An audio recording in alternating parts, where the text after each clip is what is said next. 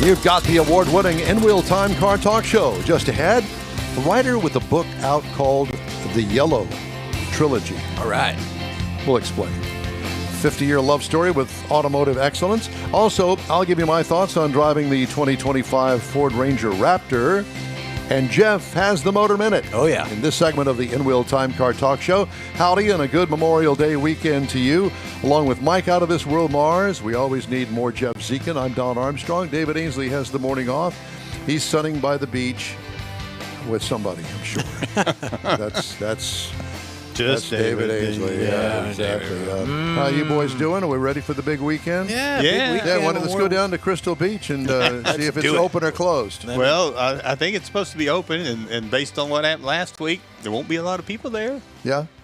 What happened last week, Mike? Oh, it was the big Go Topless weekend that's been going on for years, and somehow or another, Crystal Beach over the last few years has kind of gotten out of hand. Well, when he says go topless, it means drop the top on the Jeep. On the Jeep. Yeah. That's the official name of it. Clear that up. Started out Jeep clubs and everything, but it's a worldwide thing on the same day, same weekend.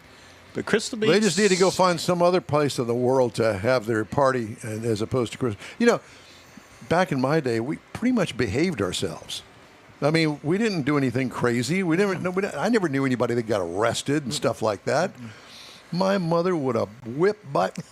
There's no way. No, there's no way. I mean, it started out, Jeep, and I'm not going to say there's no Jeeps there, but the Jeep clubs that we used to talk to all the time, they've moved someplace else because it got so crazy. Because it's not a club event. It was just invented to have everybody go there and party. And have a good time safely. Yeah. Oh, no. Well, it didn't turn but into it turned into murders and drugs and all fights sorts of and big trucks and side-by-sides. Anyway, the new sheriff came to town and said, I'm going to clean this up for y'all. And he did. And how did he do it? He brought in it was over 400 police officers on a 17-mile stretch of the peninsula. And they had traffic stops for driver's license checks, which is where I think they made most of their arrests. They found drugs, warrants, whatever. And they gave signs, traffic stop ahead, license check ahead. And silly people still went through there. And got arrested. It's like that's the kind of mentality they were trying to get away from and get out of there. But well, good. I'm glad that the new sheriff in town's done cleaned that up. Well, he has, and he's I think there was a new sheriff in town in Blazing Saddles too. Anyway, yes, there was. That's another story Bart. for another day. Wasn't that Bart? Something. All right. Well, let's get on with it. The guy's name is Steve Larson. He's a gearhead. He's a car freak, and he's also an author, entrepreneur, and an interesting, do a lot of stuff guy. There you go. Wrote a book called The Yellow Trilogy, a 50-year love story with automotive excellence. And good morning to you, Steve. Steve frozen. Yes, Steve frozen. Steve, you're frozen. We don't know why. Why did he do that? I don't know. We'll let Mars fiddle with that.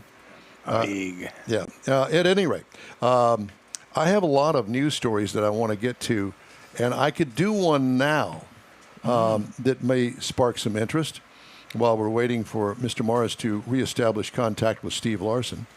And that's not the one that I wanted to. Nope, that's not it. Here we go. There it is. Use that one. You interested in tax deductions?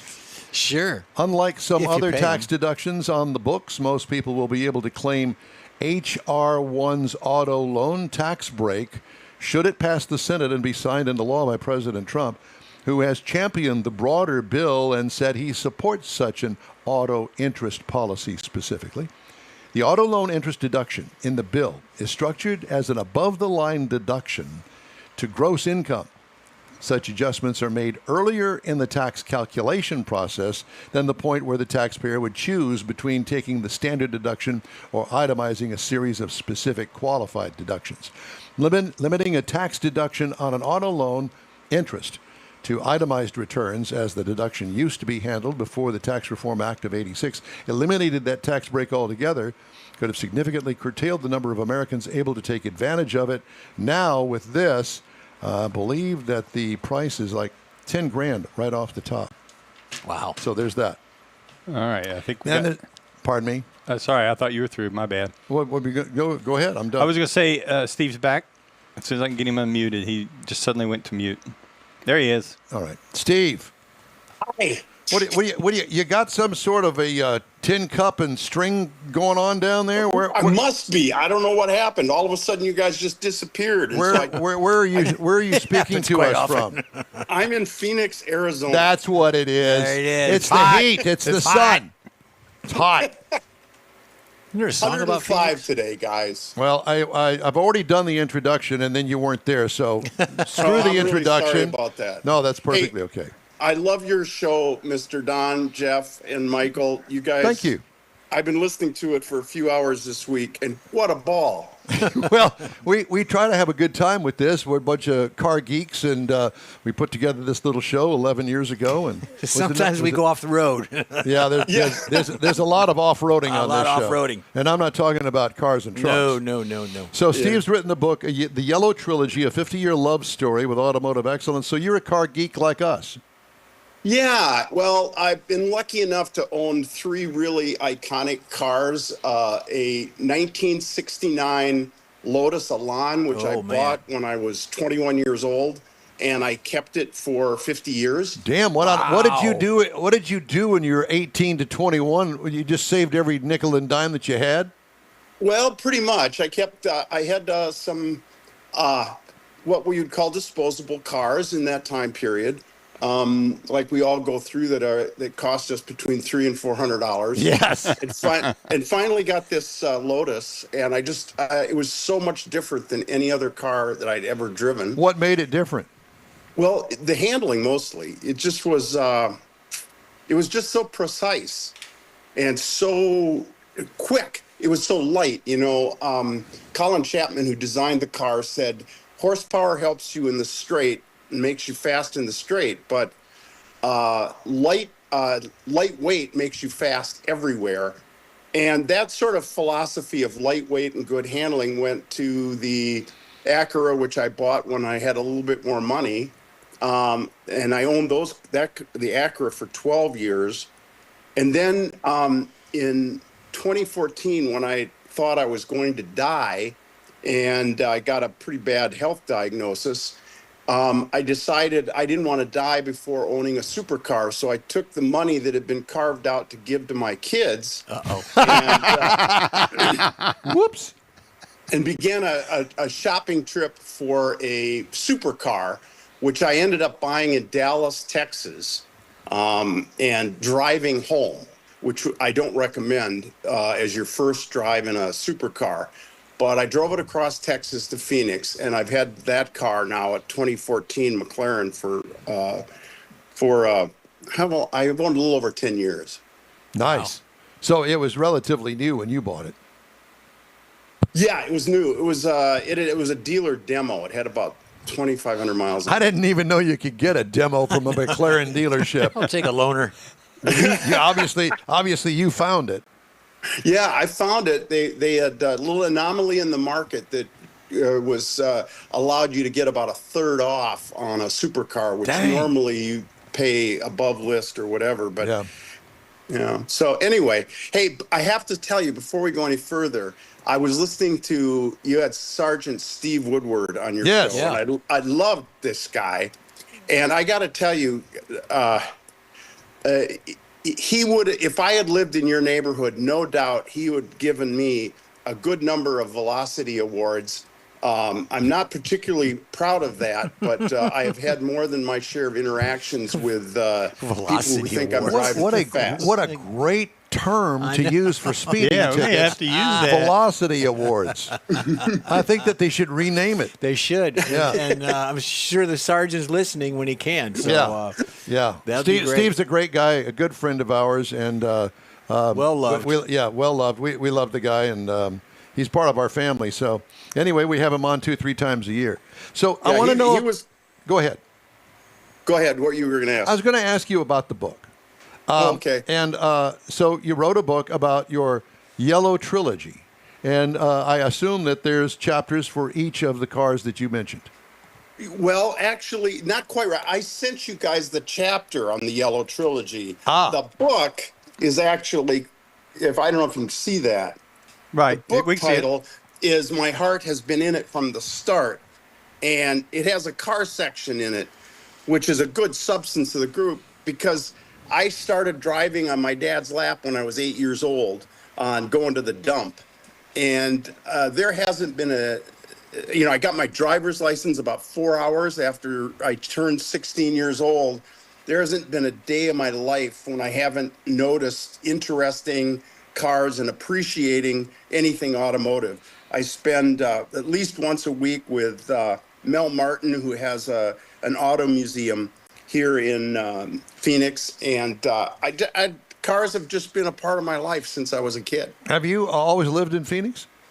No, I've lived all around the country. I've lived in New York, Los Angeles, San Francisco, Minneapolis, and then Phoenix. Gotcha. It's a wide All right, variety. so this is just a chapter in the book. What the hell is the rest of the book about? You? Well, yeah, it's sort of an autobiography. When you get to be in your 70s and you look back at your life and you realize that you want to leave your kids a message and they don't have time to hear you, you decide, I better write it all down. And then as I started writing the book last year, it occurred to me that there were different constituencies, different people in my life. I had my motorcycle buddies because I wrote for motorcycle magazines for over 25 years. So I have all these people that think of me as Steve Larson, that motorcycle journalist. And then there's my business people who think of me as that guy who used to work for big companies, and then he started these tech companies. But they don't know anything about the motorcycle people, and those two guys don't know anything about my car life. And then I'm also the guy that has had 3 open heart surgeries, which has given me sort of a little bit of a medical story as well. You add it all up, and I have all these different constituents groups that have no idea that I reside in these others. And it dawned on me, I'm not the only one. That's like correct. this. Yeah, exactly. Yeah. Yeah. I think if you, Don and Jeff and Michael, I think the 3 of you guys, there are people in your life that have no idea that you do this car show. That's correct. Yeah. Yeah, that's and so correct. that's where it comes Don't tell from. anybody. Yeah, well, we don't Well, want I- anybody to know. But I will tell you this, Jeff has open heart surgery as well, and that's how Jeff and I kind of buddied up. He was a guest on this show. He was our tire expert. He would come on a few times, and then I learned that he'd had a heart attack and went and had his open heart surgery, and I was truly concerned about him because he also worked for car manufacturers in Detroit, where he is originally from. So we have that northern connection going. I moved from Wisconsin when I was 11 years old down here to Houston. Mars, I don't know anything about Mars. I think that he is from the planet Mars, but whatever the case may be. I'm here. That's all I can tell you. But you're spot on, and nobody really ever talks about that. But there are also segments of your life, not necessarily related to any of the things that you spoke about. Your journalism degree, or you're writing books and writing magazines, and then your car stuff and your motorcycle stuff and your heart attack. Nobody knows about a person's life unless you write it down. But also in that individual, you've got these different silos that you talked about. How did you get to that silo? What made you motivated to do what you did for that particular reason? That's the story. Yeah, and I think that's personality, right? For people like us, and I'll put all 3 of you in it. We're not one subject kind of people. We have these interests that it's cars one day, and then all of a sudden it's we get Postage very stamps the involved in- next day. Yeah, exactly. Yeah. Yeah. There's psychologists have a name for it. I think it's called multiple. Personality disorder. Yeah. Yeah. Yeah. Well, psychologists have a name for everything. Yeah, they do. Yeah. I have a daughter that I think that she names things like that. She's in the psychology business. I find it rather interesting that the conversation has gone to this because we really don't know about each other. Right. As people. For the most part, if you're married for any length of time, you got a pretty good idea about your partner that you're married to. But you still don't really know them because you haven't lived their lives. You haven't had the experience that they've had. And it's very interesting I have some very close friends of mine that I'm still in touch with, Bill Insurance Sites, that I met when I got my first Corvette in 1977. And that's when I met them. We are still friends today. I see them occasionally at a place called the Hemi Hideout. There's something for you to look up, thehemihideout.com. And Bill and Sharon are dear, dear friends of mine. These are the people that you would call if you had anything going on in your life that you needed support. Somebody that's non-judgmental, which is hard to find these days, and somebody that you know is there that got your back. That'd be Bill and Sharon. I know I could go to them for anything, not that I ever have. But it's interesting because you probably have somebody like that in your life too. Yes, a number of people like that, and you bring up a good point of the book of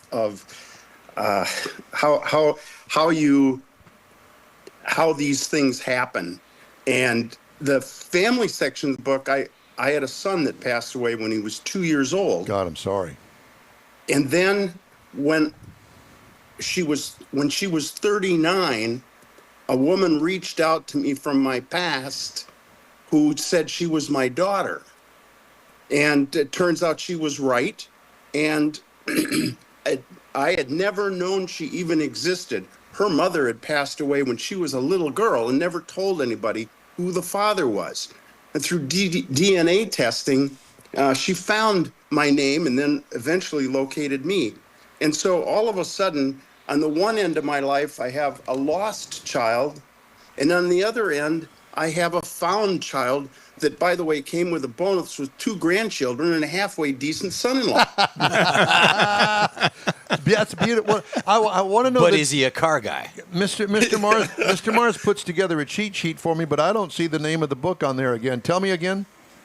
My heart has been in it from the start. Okay. And it's available. Amazon, Barnes & Noble, independent booksellers, online. You can go to stevelarson.net. If you spell Larson with an E-N, that's the Danish spelling. You can find more about me than you'd ever want to know. So in other words, you at one point had blonde hair, and you had hair, and there was all that. Yeah. Well, listen, Steve, it is a true pleasure and an honor to talk to you. What a great interview this has been, a surprise interview. You know, we have lots of interviews with lots of authors, but this one has taken a turn that I think connects with most of our listeners, and certainly with me. And it's a pleasure to have you on today, and we look forward to hearing from you again. Hey, let's just chat about stuff that's going on. Yeah, I was just thinking, I've got your email now. We may reach out to find some more things that we can talk about. Yeah. It's really enjoyable talking to you. We could do a Great. remote from your house. Thank you very much, Mr. Don, and the rest of you guys. I've had a ball listening to your show in preparation from this. It's now on my favorites list, and I'll be sticking in as a regular listener. We appreciate it. God bless you. Appreciate it. Thank Steve, you. take care of yourself. Thank you, sir. Bye-bye. Bye. Steve Larson. How fun. I know, very much so. Just ahead, a review of the 2024 Ford Ranger Raptor and Jeff's Motor Minute. You bet. After this quick break on the In Wheel Time Car Talk Show. The Tex-Mex dining experience is defined by Lupi Tortilla, your destination for Texas's best beef fajitas and frozen margaritas. Since 1983, Lupi Tortilla has served authentic and time-tested recipes made with the freshest ingredients. Atmosphere is part of the award-winning experience at Lupi Tortilla, all developed in a little house near Highway 6 and I-10 in West Houston. Visit any of the Lupi Tortillas and you'll see the same attention to detail in each and every location. Start your Lupi experience with queso flammeado and guacamole, along with a classic frozen margarita. Dine on famous Lupi beef and chicken fajitas, or pepper shrimp brochette, or a fish or vegetarian entree, and finish with a scrumptious flan for dessert. Find Lupi Tortilla in Houston, College Station, Beaumont, Austin, San Antonio, and Dallas-Fort Worth. There's a Texas location near you. The recipes are authentic and time-tested. The ingredients always fresh. Lupi Tortilla, he's pretty good. The Enwell Time Car Talk Show thanks you for 14 wonderful years. Yep, our first show aired May 7th, 2011 on a local radio station. Then it was a move to the digital world and social media, and you followed. Thank you. We continue to build and grow our fan base, and it's all because of you and your auto enthusiast friends. We appreciate your support. It's always great to see you at our remote broadcasts, and we hope you'll continue to stop by and say hello. It's been a great ride, and we hope to bring you more fun and adventure right here on the In Wheel Time Car Talk Show. Hey, our last stop on the In Wheel Time Spring Tour, as we call it, happens June the 12th in Granbury, Texas at the Lone Star Street Rod Association's state run. It's their 50th anniversary. It's going to be a great celebration in Granbury, Texas. If you get the chance, it may be worth the drive up there. Oh, it is. Not only to experience the car show, but also to experience Granbury. And we're going to have the president of Lone Star Street Rod coming up at the top of the next hour. I've said it before. I'll say it again. It's the journey, not just the destination. It's the journey. Getting up there and then coming back. That's part of it all too. You're exactly right. Yep. It is. All right. Time now for the Motor Minute, Jeffrey. Hey, guess what? Indy's this weekend. Love Indy. Love open wheel. And do you know there was a race yesterday after Carburation Day? Yesterday was Carb Day. No. Yes, it was the Wiener 500 Oh, by Oscar Mayer Wienermobiles saw compete that. in the race at Indianapolis Motor Speedway. Start your engines in honor of the season. Oscar Mayer is throwing their hat into the game on Carb Day, which they did yesterday. The famous Oscar Mayer Wienermobiles will compete in a race. There's 6 of them from across the country. This happened yesterday. This happened yesterday. We already know the winners, and people have been posting. That would be the Wieners. The Wieners. We know the Wieners. The Wiener 500 will mark the first meetup of all 6 Wienermobiles in a decade, officials said. According to the IMS, each Wienermobile will represent a different region of dog. Mike, including the Chili Dog for the Midwest, New York Dog for the East, Slaw Dog for the Southeast, Sonoran Dog for the Southwest, Chili Dog South, and Seattle Dog for the Northwest. Now, each driver will have a custom hot dogger racing suit, and the winner will be presented with a trophy and a hot dog in the Wiener Circle. The Indy 500 marks the unofficial kickoff of summer and start hot dog season. Kelsey Rice, the brand communications director at Oscar Mayer, said that the Oscar Mayer brand is sparking smiles. It's disarmingly delightful ways. It's fitting that the race in epic proportions to the Speedway celebrate a timeless tradition. Now, it was a 2-lap race. There were 6 of them. And the Wieners have been around since 1936 as a promotional vehicle for Oscar Mayer. Now, the folks that run, their names are Oni and Wolf, jumped into the lead when the green flag flew the historic yard of bricks. The 6 Wienermobiles slowly picked up speed until they reached about 65 miles an hour. That's their top speed. Yep, and they were right in each other's grills. I like that one. So check it out. In It's each online. other's buns. In each other's buns. Each So other's tails. It was a wiener take all. None of them could catch up. They had a half a bun lead, and someone pulled their wiener into the lead. Yes, they did. Yes, At they the did. last minute. Slaw Dog won it. Slaw Dog, yeah. Really? Yes, won Slaw it. Dog won it. Slaw Slipped Dog right won it. in there. Yeah, And slipped right in there. Instead of the champagne at the end of a race, they were doing mustard. Mustard shots. They were Yeah. shooting mustard all over. It was great. I want you love to know, mustard. several years ago, I went to visit Katie in Denver, and it just so happened that particular week that I was there, they had the Colorado State Fair there in Denver. Mm-hmm. What was the first thing we saw when we entered the fair? Oscar Mayer? The Wienermobile. It was there. We sat and we talked with the kids that ran it, because that's what it is, college kids that drive it and run it and the whole 9 yards. That don't have a life. It's a 1-year opportunity for them. Yeah. I would take it if I could get it. Yeah, well, exactly. I mean, they don't make a ton of money, No. but it's a great PR thing, especially if you're into journalism and And you're marketing. into marketing. Yeah. Pay my expenses. So they said, would you like to see the inside? Yes. Oh, yeah, baby. So we got an interior shot, and right on the middle of the wiener, down on the floor, the linoleum, is a mustard squirt all the way through it in linoleum. It is so cool. The dashboard, it's got the hot dog. It is, if you ever get a chance to see it, stop and see it. I saw it also again at the Corvette Invasion in wherever that was. Well, don't forget Brian the or regional. whatever. So that the Wienermobile that you saw was for that region, and the one in the Southwest is for their region. So, and they don't cross unless there's an event like this. Yeah, you never want That's to pretty cross cool. your This is the wieners. first inaugural. You would. What did you say? I'd say nothing. Okay. He said you never want to cross your wieners. No, you don't want to cross your wieners. Yeah, we don't want to have that. No. All right, time now for this hour's car review. I had the opportunity to drive the 2024 Ford Ranger. Now, You say, oh, well, wait a minute. It's not the 25. Well, it's a brand new one. The Ranger has been completely redesigned for 24, and they didn't make any changes really for 25. So take that for what you will. Final assembly location, Wayne, Michigan, at Michigan Assembly. I've been there. Available trim levels, the XL, the XLT, the Lariat, and the Raptor. I had the Super Crew 4x4 Raptor. This is a mid-size pickup truck. That's what we're going to call it anyway. Seats 5, a little tight in the back seat because it's not a full-size pickup truck now. It's all new for 24, as I mentioned. It has a Raptor-specific grille, and you would think that it has wider fenders like they have on the Raptor 150. It does not. It's the same.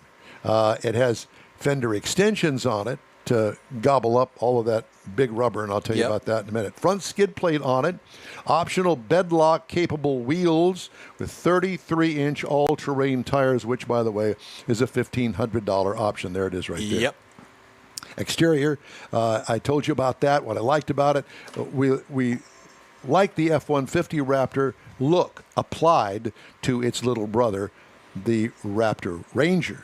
Now, what could use improvement? Not a big fan of the Raptor graphics, but that's just me. I like the more conservative look, so you can get it without the graphics on it. And I think that may be one of those things where they send the graphics down to the dealer, and the dealer applies them. I don't know, but I'm not a big fan of the graphics. Or they stick them in a glove box and put them on a Well, dealer, not the glove box, Or but whatever, yes. yeah. Why not offer a multi-purpose tailgate? That would be There you go. just a little suggestion to Ford. Make themselves a little bit more money, and I like that multi-purpose tailgate. Interior highlights, eye-popping, contrasting color highlights throughout the cabin of the Raptor, which you can't get on the regular Ranger. Dash, well laid out, easy to find controls, awesome Sync 4 operating system, changeable instrument display, cargo and trunk room, well, there's not a lot of room in the back seat, and you can flip the back of it up, down, whatever, and make a little bit more room, but it's just not a whole lot back there. It is a midsize. If you want to get something bigger, get the F-150. What I liked the materials. I liked the fit and finish. Awesome throughout. What could use improvement? Fuel and other essential gauges are a little bit too small on the dashboard instrument cluster. That's just for me. 3.0 liter twin turbo EcoBoost that turns out 405 horsepower, 430 pound-feet of torque, 10-speed automatic transmission. Tows 5,500 pounds, haul rating 1375. 16 miles per gallon city, 18 highway for combined to 17, and believe it or not, I got 17.2 over 281.9 miles. What I liked about it, the power. What could use improvement? Hey, if you can think of something, good for you. I can't. Ride and handling, wheel travel makes for a softer ride. Wheel travel is for off-roading. And let me tell you something. This thing doesn't ride like any kind of specific truck. Is it a softer shock? Oh, well, it's got Fox shocks on it. Okay. All right. Fox shocks for one, but the wheel travel is much more than a regular Ranger. Pricing. Base trim price. Now, we're talking about the Raptor version of this Ranger. Base trim $57,065. As tested, $60,050. If you want to just get into the Ranger, base model price $32,670. Competitors, again, these are base model prices. Toyota Tacoma TRD $33,700, right there with it. Jeep Gladiator is a little bit more expensive, $37,895. And then Chevy Colorado ZR2 Bison, which is brand new for this year. It's Chevy's version of an off-roader. $29,500 is where it starts. Nice. And that is my review of the 2024 Ranger Raptor. You mentioned that multi-purpose, multi-use Tailgate. On a truck that's lifted like that one is, that would be even better than on a regular truck, because not only do you have to deal with something up in there, but now you got to deal with the height because it is raised for the off-road thing. Thank you. That would be a great ad. Yeah. Hey, if you'd like to get in touch with us, you can always shoot us an email. The address here is info@inwheeltime.com. We're back after this. You own a car you love. Well, why not let Gulf Coast Auto Shield protect it? Houstonian John Gray invites you to his state-of-the-art facility to introduce you to his specialist team of auto enthusiasts. We promise you'll be impressed. Whether you're looking to massage your original paint to a like-new appearance, apply a ceramic coating, install a paint protection film, nano-ceramic window tint, or new windshield protection called ExoShield, Gulf Coast Auto Shield is where Houston's car people go. Curbed your wheels? Instead of buying new, why not have them repaired? How about a professionally installed radar detector? Gulf Coast Auto Shield does that too. Get a peek inside the shop and look at the services offered by getting online and heading to gcautoshield.com. Better yet, stop by their facility at 11275 South Sam Houston Tollway, just south of the Southwest Freeway, and get a personal tour. Gulf Coast Auto Shield is your place to go for all things exterior. Call them today, 832-930-5655 or gcautoshield.com. The award-winning In Wheel Time Car Talk Show now reaches 5.3 million folks each year. Check us out on InWheelTime.com, the Odyssey Radio app, YouTube, Facebook, and just about every other entertainment source out there, including our live broadcast every Saturday, 10 to noon Central Time. The In Wheel Time Car Talk Show has informative automotive guest interviews, new car reviews, along with popular features including Jeff's Car Culture, the latest new cars, cruise-ins, and racing dates. It's InWheelTime.com. Join us. From Studio A inside the Sugar Shack Studios in Texas, USA, this is your place for all things automotive, the award-winning In Wheel Time Car Talk Show. Coming up, we hope to talk to Rick Neely as soon as we get him on the line here with the Lone Star Street Rod Association and the upcoming state run in 3 weeks. Later, Jeff has the racing calendar. Mars has This Week in Auto History, and I'll get you caught up on stories making automotive news headlines. Howdy, along with the missing Mike Out of This World, Mars. Poof. He got up and left us. Yeah, he's done. We always need more Jeff Zekin, our chief engineer, David Ainsley. I'm Don Armstrong. Glad you could join us today. And I'm sitting next to our birthday boy. That's right. You notice that we have. And Mike made cakes last night. Stayed up till like 2 in the He did morning. not. And made these. No, that's from what do they got over there? What kind of grocery store do they have over there? I have no idea. The usual Kroger's and HEB's. You think they got that? Oh, I'm sure. Yeah. Okay, well, whatever the case may Can you be. smell the alcohol in it? You can smell the alcohol. Really? It smells like sugar to me, but Well, that's just me. It's potato alcohol. I have to tell you, while we're waiting for Rick Neely, I went to see Frankie Valli in the Four Seasons last night. Laugh if you will, I don't care. Yes, he's 90 years old. He's 90,000 years old. 90 years. He's 90 years old. Yeah, and what I assume is years of facial reconstruction. It's kind of left him looking a little gaunt. Oh. And it's hard for him to move his mouth, and you'd think, well, is he lip syncing this? No, he's not. There was a thing circulating on the internet that kind of scared me. I thought, oh my God, he's lip syncing it. No, somebody had taken a soundtrack and made it off just a little bit, so it looked like his lips were moving behind the actual words. That was Like not an the case. old monster movie from Japan or something. Yes, that's exactly right. But what a great concert that was. A lot of people there, a lot of old people there like me. Okay. But every once in a while you see a granddaughter scattered throughout where they've brought the granddaughter to see this icon. And all of the hits that he has had since the 1960s, and he's still singing, and he still sings in key. In the high octave. In the high octave. It's truly amazing. And the show, the band has been together for decades, and the Four Seasons have changed, but I'll tell you what, the harmony is truly incredible. If you ever get a chance to see him, and the time is ticking, I can promise you that, if you go and see him. It's well worth the money. Okay. What do you think there, Mr. Mars? Well, Rick's not going to be able to join us. A little family emergency came up last night involving hospitals, and I'm not going into all the details on air. Oh, okay, great. And so he just found that out. Well, he just called whenever I sent him a text and reminded him, and he said, anyway, he apologizes. So in other times. words, everyone. So in other words, we got a butt to kick when we get up there. I told him we would definitely be talking to him when we get to Grand Prix. Yeah, we're going to be talking to not on the air. This is going to be one of those things that's going to be off the air behind some buildings in the back alley of Granbury. I'm going to Okay. let you talk to him first because Yeah. he's a lot younger than me. Well, you don't think that I'm going to lead this this tribe down the? No, that's not going to happen. And that's We'll let David. We'll get David. Let David take care of it. Yeah. so I got $20 on Rick. It's good.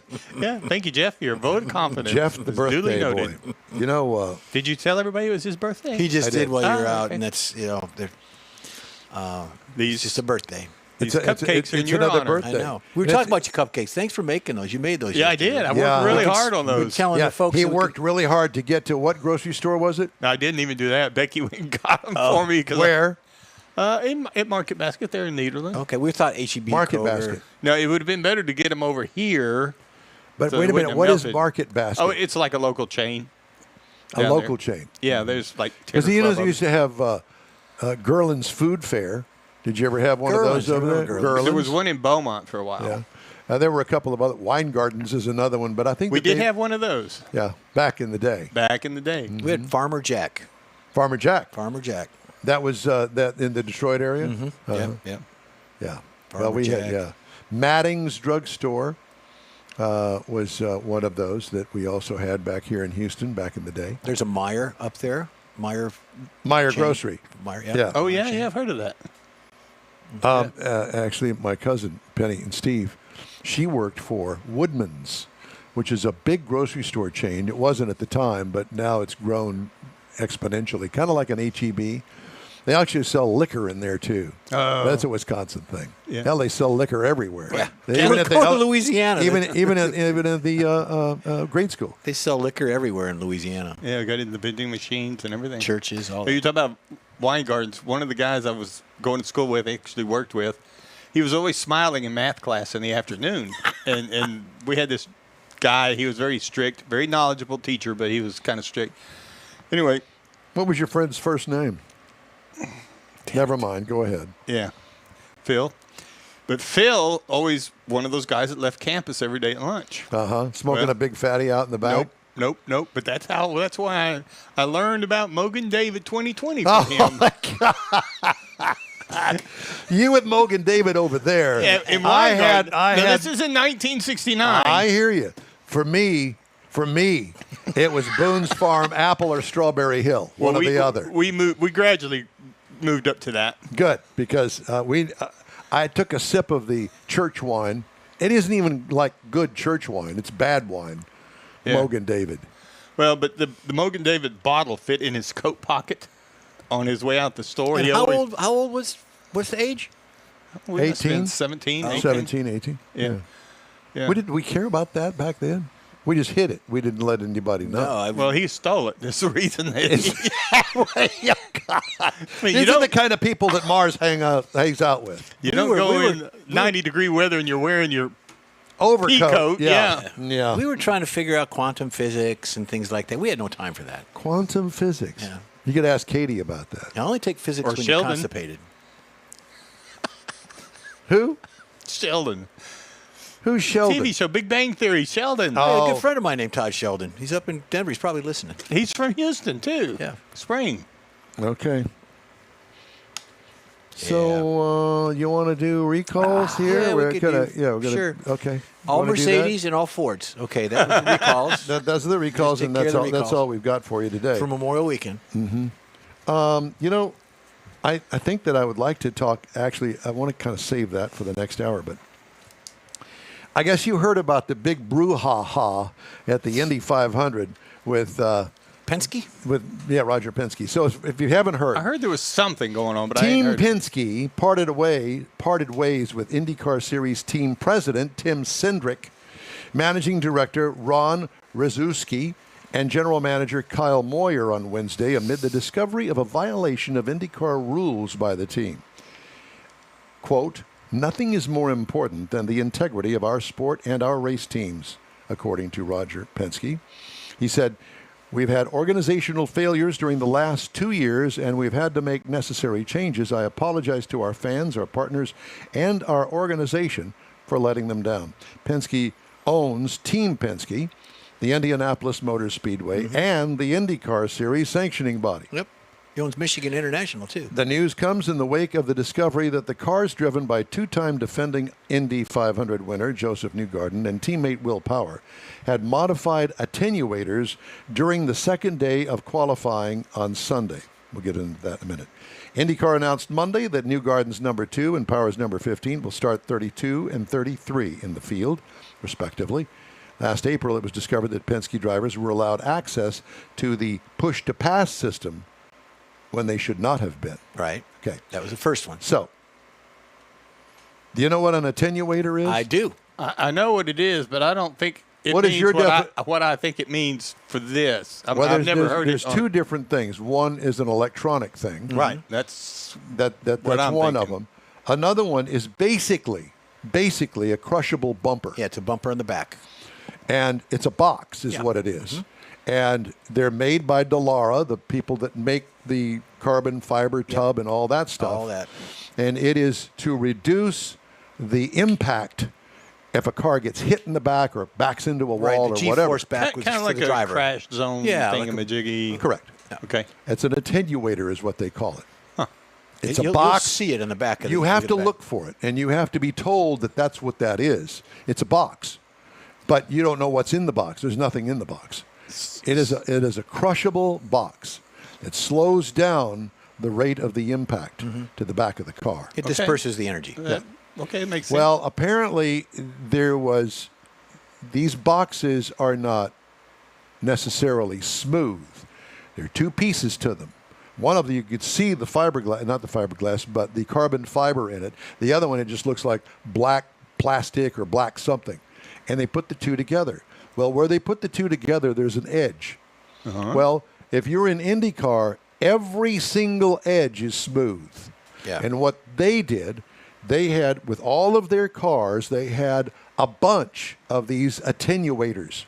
And they traded them out amongst the cars. If a car gets into a wreck and it doesn't really affect the attenuator, they'll strip it, basically, take the attenuator out, in the next car. and then put it in another car. yeah, used car So parts. that's what they did. Once the rules were discovered that you can't do anything with the attenuator, that is against the law. Can't do anything. You can't modify it. You can't smooth it over. You can't touch it. Well, that was one of the things that they were questioning because they smoothed the edge out. That's what I'm saying. Yeah. Right. They smoothed the edge out. And it made it illegal because you can't touch it. You cannot do anything to it. So that made the box and the car illegal. And they did it after the first round of qualifying was when they inspected the car and they found it. And then they went, because they were going for the top 12, right? Mm-hmm. They said, no. You can't be in the top 12 anymore. You're at the back of the field. Okay. You're lucky that we don't throw you out. That's the headline I heard was there was a rule violation in qualifications which sent him to the back of the pack. Yep. But that was all I ever heard. Yeah. Well, that's it.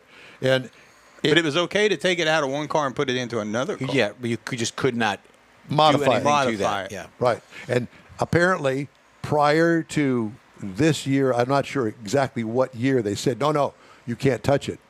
They didn't throw away the boxes and get new ones. They just traded them out amongst the cars. Most of the parts of the cars are interchangeable. Right. So if you've got a car that's totally destroyed in the front end, the rear wing is okay, you go and repaint it and put it on another car. Yeah, you got $1 million car sitting there. You salvage what And you more can. than $1 million. No, they're about $1 million. They're 750,000, I think, is what the car. A little under $1 million, I think, is what they are. But the Joseph Newgarden, he's going for a three-peat because he's won it 2 years in a row. Yeah, well, good So luck. and he's in the back of the pack now, so that's kind of impede his chances to get up there and win it. But No, it's 500 miles. you Makes it never a know. challenge. Yeah, it's a little bit, yeah. It's going to be interesting. But I will say this. I had a chance to meet Roger Penske in an elevator. He didn't know me from Adam. Amy, my oldest daughter, was with me at the time. We went to the IndyCar race here in downtown Houston. I remember that. And I met him on the elevator. And I had Amy's ticket. I had a press pass. Amy's ticket. I said, Mr. Penske, would you mind signing the ticket? Oh, no, not at all. Here, very nice. Thanks for asking me. Appreciate it. Very approachable, nice guy. This guy is the cream of the crop when it comes to race car teams, owners. He deserves to have the Indianapolis Motor Speedway because it was about to go away. Yeah, it was Right, right. Because it was so Yep. mismanaged and they Yep. didn't bring it up to current times. And same thing with his team. And what did he do? He bailed out the IndyCar series as the manager of the series itself, bailed that out. I mean, he's a multi-billionaire for a reason. I understand the people that do know him. He's got a very he can remember names. Yep. For he meet you once and then 2 years later, hey Mike, how you doing? A lot of people that are real. I don't want to say rich, but are real good at things like that involve other people. They're like Successful. that, almost like Successful people. successful is a good way. They have almost like photographic memory to people. I can't even remember who you are, much less, somebody that I met a year ago. No, I met Roger years ago, and I also met Petty. Richard Petty. Richard Petty. Yep. And you shake hands with him, and the two things that I know when you shake hands with a person, it's a firm grip. Sometimes you try to battle it out. It was like shaking hands with Play-Doh. Who? Petty? Petty and Penske. Really? Yeah, it was squishy. They Really? weren't giving a handshake. It was more like Play-Doh to me. I was just, Well, I'm a manly guy, so I've got to shake. Well, that I don't. you're I manly don't- man, but That's in his mind. yes, It is his. Legend legend in in his own mind, yeah. They probably don't want to hurt somebody. I mean, That's they true. got, But I especially Petty. It was like squish. Yeah. Well, my dad taught me how to shake hands, and I appreciate that. Yeah. Nice firm grip. You don't need to kill anybody doing it. Just make sure that Yep. you're sincere about it. Now, speaking of memories, which I have none, I will tell you that I had the opportunity to meet Casey Kasem twice. really. Yes. And the first time I met him, I had no clue who he was. Turns out at the time, when I met him in the early 70s, he had just started American Top 40, and that's why he was in town to promote American Top 40 at whatever Okay. radio station was carrying it at the time. And a friend of mine, Chet Hancock, who was in the sales department, says, "Hey, man, I'm having drinks with Casey Kasem. Why don't you come down and join us?" I didn't know who the Casey Kasem was. I said, "Okay, I'm not doing anything." So I went to a bar up on the north side of town, and Chet was there, and with Casey Kasem. I sat down, and Casey, how are you doing? Don Armstrong. Don, it's a pleasure to meet you. Just the nicest guy, just like your next door neighbor. Well, needless to say, he wound up becoming a superstar.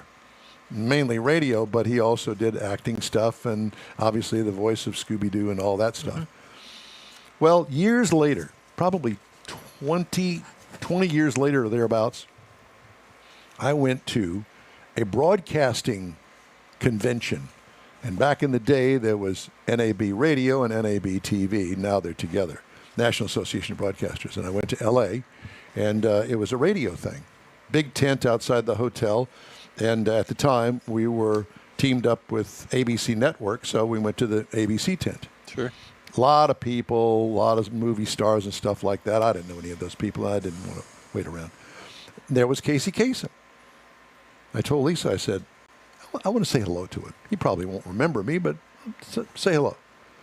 So a couple of people talking to him. They finally left, and his great big awful wife, she was there. And I went up to him, opened my hand. "Casey, you probably don't remember me." And he went, "Wait a minute. I met you in Houston, Texas, and your name is Don Armstrong." Oh boy. Oh, wow. And he died of Alzheimer's disease. Oh no. What the hell? Unbelievable. But I was floored, You were the shocked. last hurrah. Yeah. I met him one time, had drinks with him. He says, "Oh, yeah, I remember. We went to a bar up on the north side of Houston." He had one of those photographic memories. Truly amazing man. Anyway.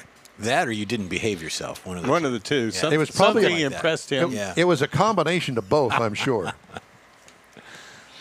All right.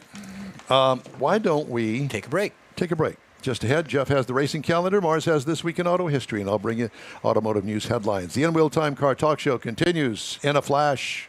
The Tex-Mex dining experience is defined by Lupi Tortilla, your destination for Texas's best beef fajitas and frozen margaritas.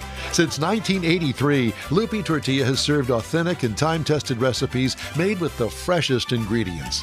Atmosphere is part of the award-winning experience at Lupi Tortilla, all developed in a little house near Highway 6 and I-10 in West Houston. Visit any of the Lupi Tortillas and you'll see the same attention to detail in each and every location. Start your Lupi experience with queso flammeado and guacamole, along with a classic frozen margarita. Dine on famous Lupi beef and chicken fajitas, or pepper shrimp brochette, or a fish or vegetarian entree, and finish with a scrumptious flan for dessert. Find Lupi Tortilla in Houston, College Station, Beaumont, Austin, San Antonio, and Dallas-Fort Worth. There's a Texas location near you. The recipes are authentic and time-tested. The ingredients always fresh. Lupi Tortilla, he's pretty good.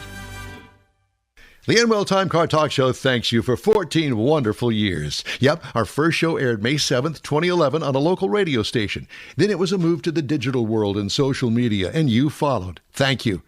We continue to build and grow our fan base, and it's all because of you and your auto enthusiast friends. We appreciate your support.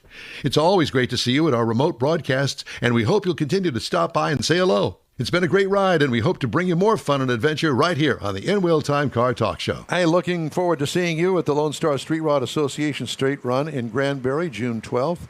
If you can't be there in person, join us for our live broadcast, 9 to noon on June the 12th. Bonus hour, and going to start early and get out of there before it starts to roast everybody. Roasty toasty. All right, time now for the racing calendar, sponsored by Texas Muscle Car Club Challenge. Thank Jeffrey? you for that. We've got Formula One is in Monaco Grand Prix. They had the actual practice going on this morning early.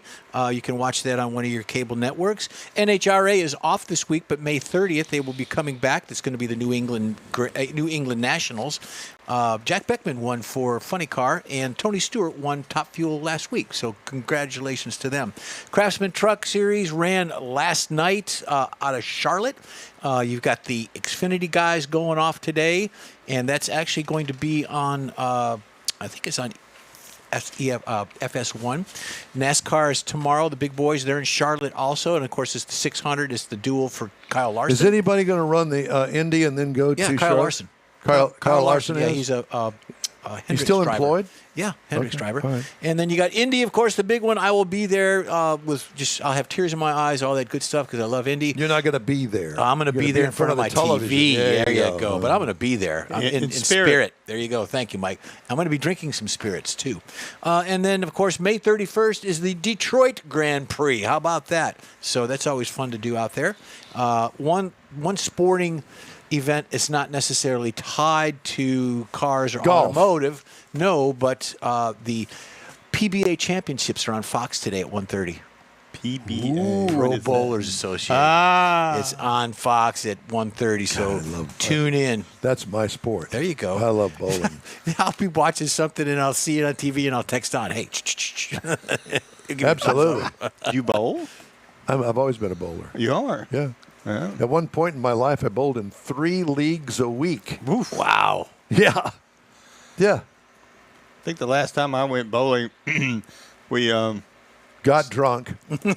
I was bowling between my legs, and That's I good. injured myself and quit. I don't bowl anymore. Yeah. Well, can't imagine what it would be like today at your I age. could think of something. Anyway, that's what I said. Okay. This week in auto history, Mr. Mars. Yeah, this week in auto history, we found some interesting things to talk about. This week in May the 18th in 1958, Team Lotus entered the Formula One World Championship at the 1958 Monaco Grand Prix. I remember it well. I'm sure you did. Founded by your buddy Colin Chapman, Lotus became renowned for its engineering innovations. Colin. Now, you said colon. Let's go with colon. C-O-L-I-N? Colon. All right. Colon. Became renowned for its engineering innovations and lightweight designs. Over the next 4 decades, the team secured multiple constructors and drivers' championships, influencing race car design and technology to this day. And May the 19th in 1903, Buick Motors was founded. David Dunbar Yay. Buick. Hello. There was a guy named David Dunbar Buick. Yeah, buddy. Established the Buick Motor Company in Detroit, Michigan, and became one of the founding cornerstones of the General Motors Company. Their early innovations included the overhead valve engine, which gave it superior performance to its competitors, And it got the attention of William C. Durant, which led Buick to being absorbed into General Motors in 1908. Then in 1959, Ford secures the rights to the Falcon name, which I never knew was disputed. But it seems a legal dispute over the Falcon name. Ford got it and solved out in 1959. Chrysler had previously used the name for a concept car and intended to put it into production. But Ford filed the legals, and they got the name, and they kept it and used it for their compact car that we all know real well. 1914, the Greyhound Bus Company was founded. Carl Wickman and Andrew Anderson started in Minnesota using a 1914 Humpmobile to transport miners. That's not a hump. It's a hup. Hup? H-U-P. Oh, you're right. It's a Humpmobile. Not a humpmobile. I can only. It's not Wednesday, but is wait, it? No, but wait a minute. I think greyhounds and humping kind of go together. So it's a humpmobile. Don't forget your colon. And the colon. You're driven by colon. So it started out as a modest operation. They evolved into the Greyhound Bus Company, its largest intercity bus transportation company in This North is going America. right down the toilet. Then in 1969, the film Winning was released. Now, this was the movie that starred Paul Newman as a race car driver, and that's really what got his passion going for motorsports. And it was kind of a realistic portrayal of racing, and that's where he sent him off into the racing world. 1899, the first auto repair shop opens in the U.S. And it's gone downhill ever since. W.T. McCullough established the Back Bay Cycle and Motor Company in Boston, and it's recognized as the first auto repair shop. Then, last but not least, 1995, Pennsylvania Avenue closed to traffic. Now, this was a security measure that President Bill Clinton ordered, the closure of Pennsylvania Avenue in front of the White House. I did not know that when I actually had a chance to go there, and I went over there. The road was blocked, all kinds of barricades. You couldn't drive in front of it, and it was done for a security reason. And the reason this is significant is because it was prompted over the concerns over potential threats and altered the traffic patterns, of course, but it sparked discussions about urban planning and security. And it's a significant example of how security considerations can impact transportation infrastructure. There you go. That's a few of the things we found this week in automotive history. Thank you, sir. Mercedes-Benz doubling down on Metro Atlanta, the home of its U.S. headquarters. German luxury automaker will locate its North American headquarters in Georgia's capital region, moving 500 jobs there and open a multi-million-dollar R&D center. The move, which will make Mercedes' Atlanta corporate workforce two-thirds larger, comes as the automaker slashes costs globally in response to slowing sales in key markets, including China and Europe. About one-third of the 500 jobs relocated to Atlanta are tech-related and will move from offices in Michigan and California, according to a Mercedes spokesperson. And Ford Motor Company has sued several California lawyers and law firms, accusing them of fraudulently inflating their legal fees. Say it's not true. Under the state's lemon law, including one instance where a lawyer allegedly billed 57.5 hours in one day. In a complaint filed in U.S. District Court in Los Angeles against 9 defendants, Ford called the alleged improper billing a magical mystery tour of bogus work and time entries spread across thousands of cases against several automakers so they would go undetected. Ford said the law firm Knight, K-N-I-G-H-T Law Group, anchored the scheme, regularly bringing in other law firms to overstaff cases, sometimes 10 to 15 lawyers deep. The automaker said it lost at least $100 million from the scheme over 5 years. It's seeking at least $300 million in damages for alleged violations of the federal anti-racketeering law known as RICO. That's $20 million a year. You don't watch where $20 million a year goes? No. You know what? I think that they need to have their own Doge going on over there and figure out, hey, you know, we just had to increase the price of that Ford Mustang by $3,000 to make up for these lawyers that have raped over the Ford Motor Company. And it's not just Ford, to all of them. I think sure. they're doing it with AutoPen. Well, it's they're no different than the government. They're so big they can't keep up with what they're doing. Yeah, they need to look inside. All right, we'd love to hear from you. Shoot us an email. The address here is info@inwheeltime.com. More of our show right after this. You own a car you love. Well, why not let Gulf Coast Auto Shield protect it? Houstonian John Gray invites you to his state-of-the-art facility to introduce you to his specialist team of auto enthusiasts. We promise you'll be impressed. Whether you're looking to massage your original paint to a like-new appearance, apply a ceramic coating, install a paint protection film, nano-ceramic window tint, or new windshield protection called ExoShield, Gulf Coast Auto Shield is where Houston's car people go. Curbed your wheels? Instead of buying new, why not have them repaired? How about a professionally installed radar detector? Gulf Coast Auto Shield does that too. Get a peek inside the shop and look at the services offered by getting online and heading to gcautoshield.com. Better yet, stop by their facility at 11275 South Sam Houston Tollway, just south of the Southwest Freeway, and get a personal tour. Gulf Coast Auto Shield is your place to go for all things exterior. Call them today, 832-930-5655 or gcautoshield.com. The award-winning In Wheel Time Car Talk Show now reaches 5.3 million folks each year. Check us out on InWheelTime.com, the Odyssey Radio app, YouTube, Facebook, and just about every other entertainment source out there, including our live broadcast every Saturday, 10 to noon Central Time. The In Wheel Time Car Talk Show has informative automotive guest interviews, new car reviews, along with popular features including Jeff's Car Culture, the latest new cars, cruise-ins, and racing dates. It's InWheelTime.com. Join us. Yep, you got the award-winning In-Wheel Time Car Talk Show. It's the Jeff Birthday Memorial Weekend show. That sounds good. Just ahead, recalls and name the sold car price. Jeff will bring us some car culture. And Mr. Mars starts a new weekly feature about driving destinations for the family, this week focusing on Houston, of all places. It's close and easy. Yeah. Howdy, along with Mike Out of This World Mars. We always need more birthday boy Jeff Absolutely. Zekin. Every day. I'm Don Armstrong. So glad you could join us on this Saturday, Memorial Day weekend. David Ainsley is off this weekend. He's preparing for our remote broadcast in Granbury in 3 weeks. Just wanted to He's bring that resting up for it. up. Yeah, Okay. yeah. And I think after that, doesn't he go to Michigan. the UP? Yeah, he goes for his 3 Year- week, 4 week Yeah, vacation. right or after- something. right after Granbury. Yeah. He's driving up in his van. I'm kind of jealous. He's got Is a he? van. Did he say that? Yeah, I think he Well, did. yeah, because I brought him those couple of things to take with him Oh, yeah, because Mike brought him some stuff to at take the up hot there. rod tour. I mean, at Tailpipes and Tacos. What kind of things is he going to 2 bring? antique boat motors. That Two were, antique boat motors? Yeah. Yeah, Who had those? He did. my dad. You know, he had them and had them in the garage, and they've been sitting there for 5 years. So David's going to recondition. had a and couple use of guys said they would take them for nothing, and I said, well, if they're going to give them away, David, you want them? You might can make them. He had them running. David had them running? No, my dad did. Yeah. And so I How said, antique are they?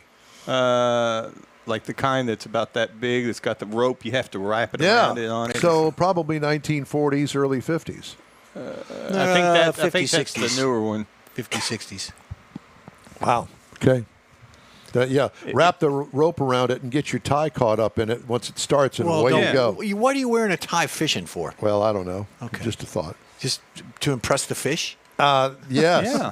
Exactly. I think it's Mrs. Any- Paul's out The there. bigger fish. Get Yeah. a date with Mrs. Paul's fish and chips? Or Recalls this week. Ford recalls the 2025 Super Duty Power Stroke diesel trucks over fire risk. Ouch. As it happens, the supplier of the suspect fuel return line assemblies may have damaged the connectors during a tooling fixture changeover. Okay. All right. GM recalls the Chevy Express and GMC Savannah vans. No. For improperly welded head restraints. They still make those? I guess they do. Yeah, they do. A small number of 25 model year Express and Savannah vans may have been produced with improperly welded front passenger seat head restraints. Well, you wouldn't know after you've broken your neck and died. So there's that. Ford recalls certain 2025 Bronco and Rangers for loose or missing seat bolts.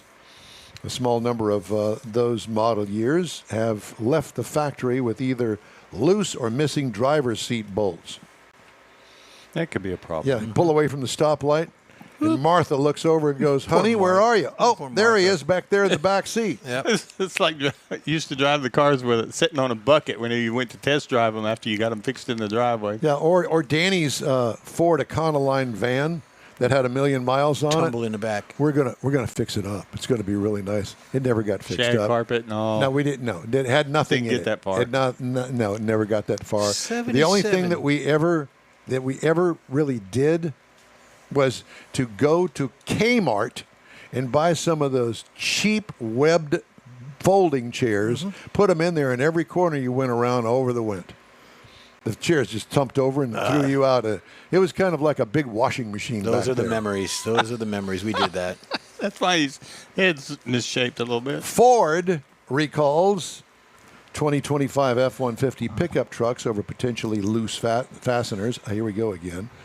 Loose lower intermediate shaft fasteners may result in rattling noises, excessive steering play, and a loss of steering control.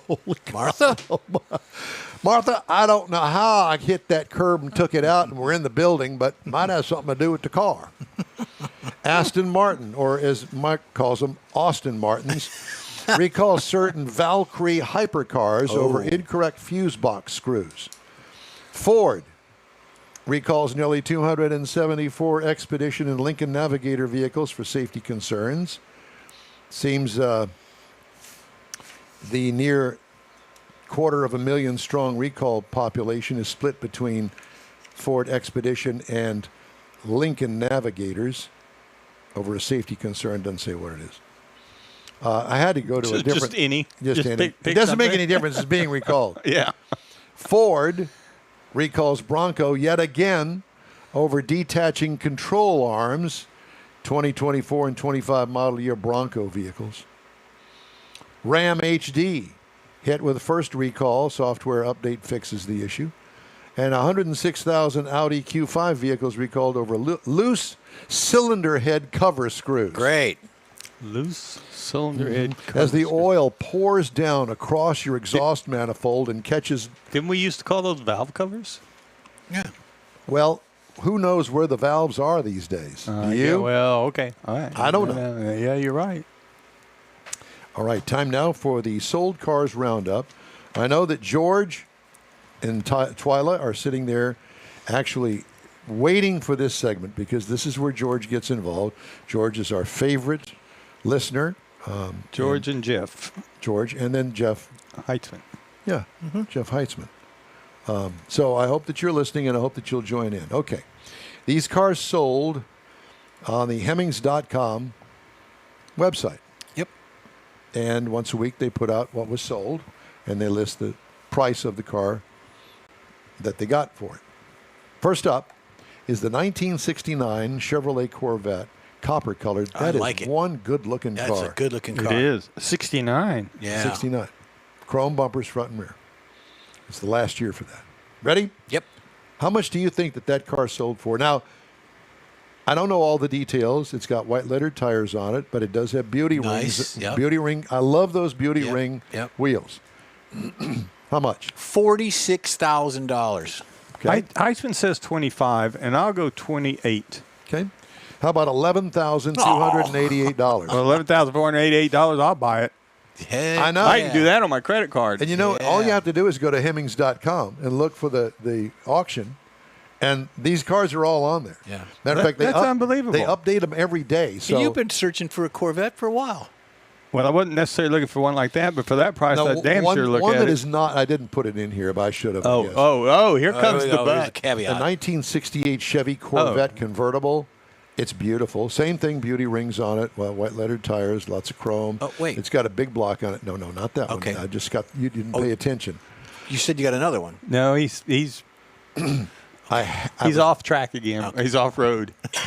Jeff pays attention to about 1/3 of what Yeah, you I'm say. thinking there's a right rear quarter missing on this. That's why it went for. That's it's what I not. think. Or the T-tops All that right, aren't so the on it one are that I gone. didn't put on there to repeat what I said is a 68 Chevrolet Corvette with a big block in it and a convertible. It's blue in color and white. Guess what that one went for? 46,000. $68,250. That's the one I was bidding on. Yeah, that's it. That That's was it. You the were one. reading I was ahead. reading ahead. Now see? let's go to the next one, okay? This is a 1973 Chevrolet I Camaro. like it.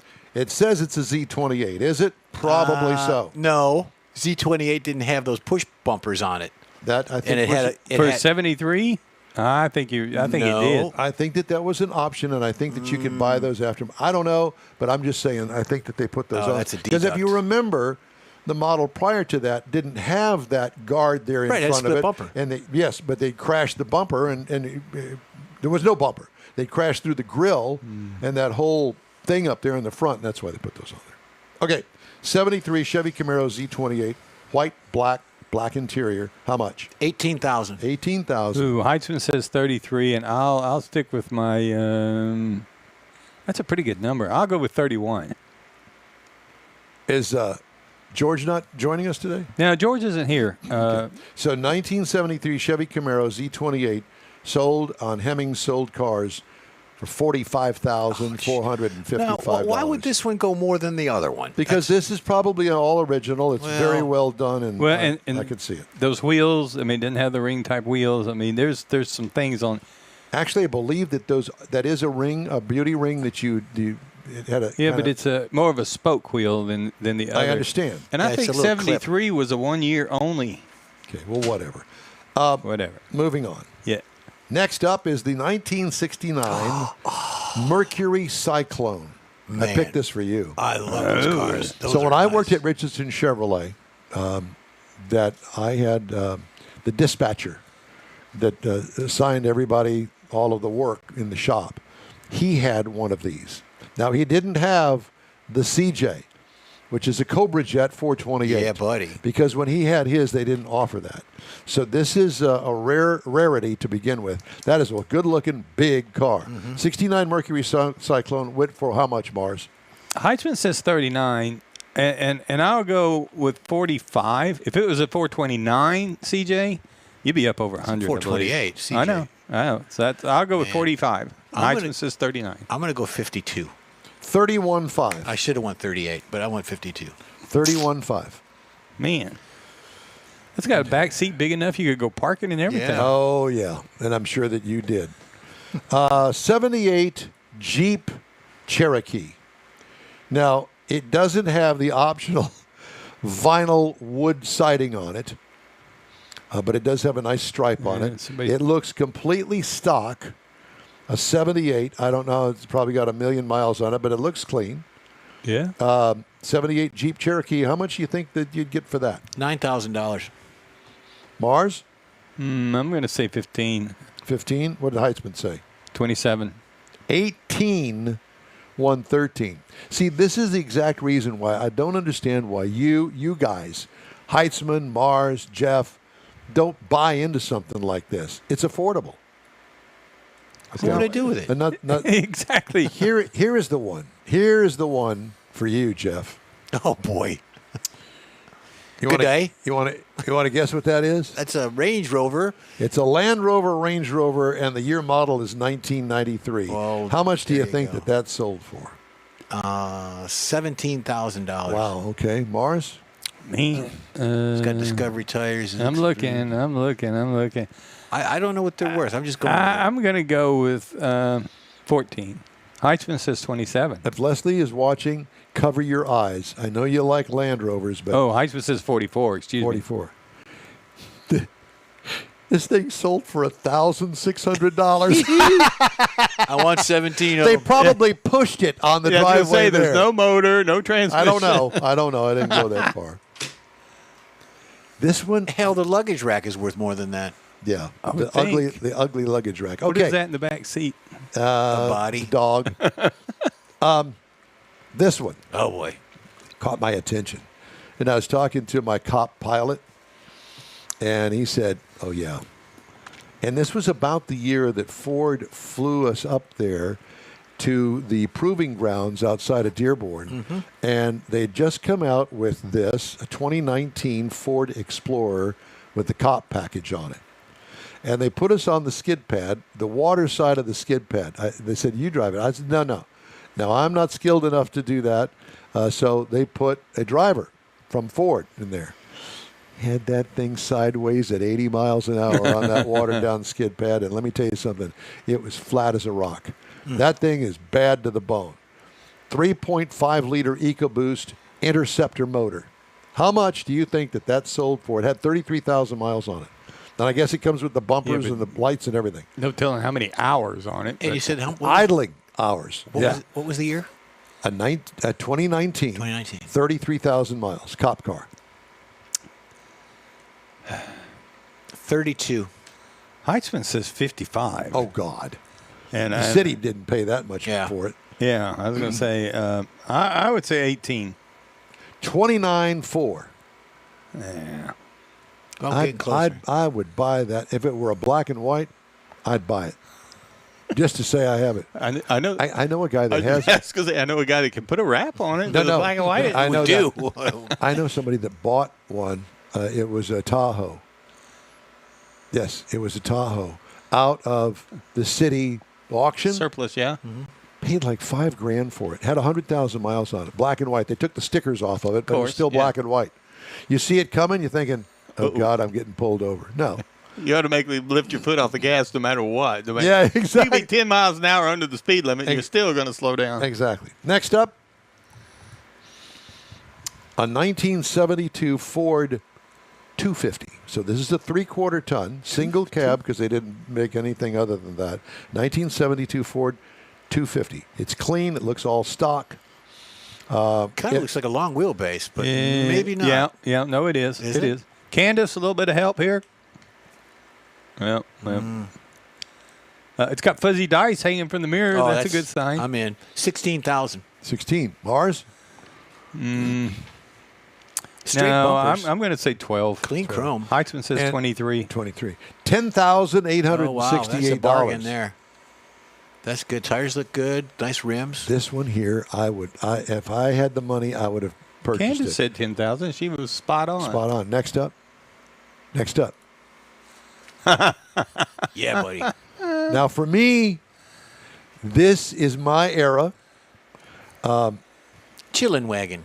Well, yeah, they've converted it, but this is an old milk truck, a Divco milk truck from 1948. But it's clean, no rust, which is rare for an old milk truck because the whole back end, they refrigerated them with great Yeah. big ice blocks. Leaking, rusting, and all that. All that. Seal test. That reminds me of seal test. Well, yes, and they've turned it into an ice cream truck, one that you go down the street and sell ice cream Yeah, to yeah. the kids. 10 grand. It Or maybe would- 11. I'm It going to go would 11. hold all of our stuff. It would. A Divco. How much? 11. You know what I'd do with it? I'd turn it into a liquor thing. You'd sell your tequilas and your margaritas out of The there. booze machine. Shot wagon. Shot wagon. I got 11, Mike. So Jeff says 13. Candace says 75. I'm going to go 15. Okay, well, Candace is closer than all of you. What? It's sold for $42,000. It's No. got no, she said 7,500. 7,500. Oh, okay. Well, My bad. I'm sorry. $42,000 is what it's sold for. What? It's got a Chevy V8 in it. This thing originally had a little weak 4-cylinder motor in it. yeah. No, it's got automatic transmission and a small block Chevy. What does it say on the top? Something ice cream truck on the plan. Chill wagon. If it It's says the chill some- wagon. Chill wagon truck Okay. on the plan. Anyway, next up. Oh, the fastest ice cream truck on the Is it a- anyway. is it a Manx? Whatever. Well, Could be. No. it is not a Myers Manx. Now, because if it were, that would change the market This price. So style I'm going right to tell you. I'm going to tell you that this thing is clean. It's a dune buggy. Okay. Yeah. It's a 1959 Volkswagen with a dune buggy body Yeah. on it. Fiberglass. But it doesn't Fiberglass. look like it's been the wheel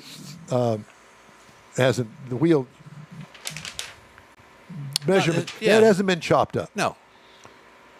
Well, it had to be chopped to put the body on. It had to be shortened, the wheelbase. Not to- necessarily. Yeah, for that body, because I had one. I had Okay. two of them, actually. All right. Well, this is not a Myers Manx. Anyway, No. Go ahead. I'm so gonna- how much is your bid for the 59 Volkswagen dune buggy? 10 grand because it's got a Corvette gas cap on it. Okay. Heisman says 12,000, but I'll tell you, the motor's what makes the difference in the price. But I'll go with. It's got a stock 15. VW motor in it. Oh, it can't have. Okay, it doesn't have. Thank you. How I'm mu- going 15. Well, guess what? 15,225 is what There it's you sold. go. You Candace own it said well. 7,000. Yeah. Because you had two of them. That's how you know that. Yep, right. I did. There you go. And there we go. Tore both of them up. So thought that you guys would enjoy that this week. Yep. Thank you much. Thank you, Candace and Jeff. Yeah. And Jeff. And Jeff. All right. Jeff. Jeff. Just ahead, Jeff's Car Culture and Mars' new feature, Driving Destinations. The In-Wheel Time Car Talk Show is back in a flash. The Tex-Mex dining experience is defined by Lupi Tortilla, your destination for Texas's best beef fajitas and frozen margaritas. Since 1983, Lupi Tortilla has served authentic and time-tested recipes made with the freshest ingredients. Atmosphere is part of the award-winning experience at Lupi Tortilla, all developed in a little house near Highway 6 and I-10 in West Houston. Visit any of the Lupi Tortillas and you'll see the same attention to detail in each and every location. Start your Lupi experience with queso flammeado and guacamole, along with a classic frozen margarita.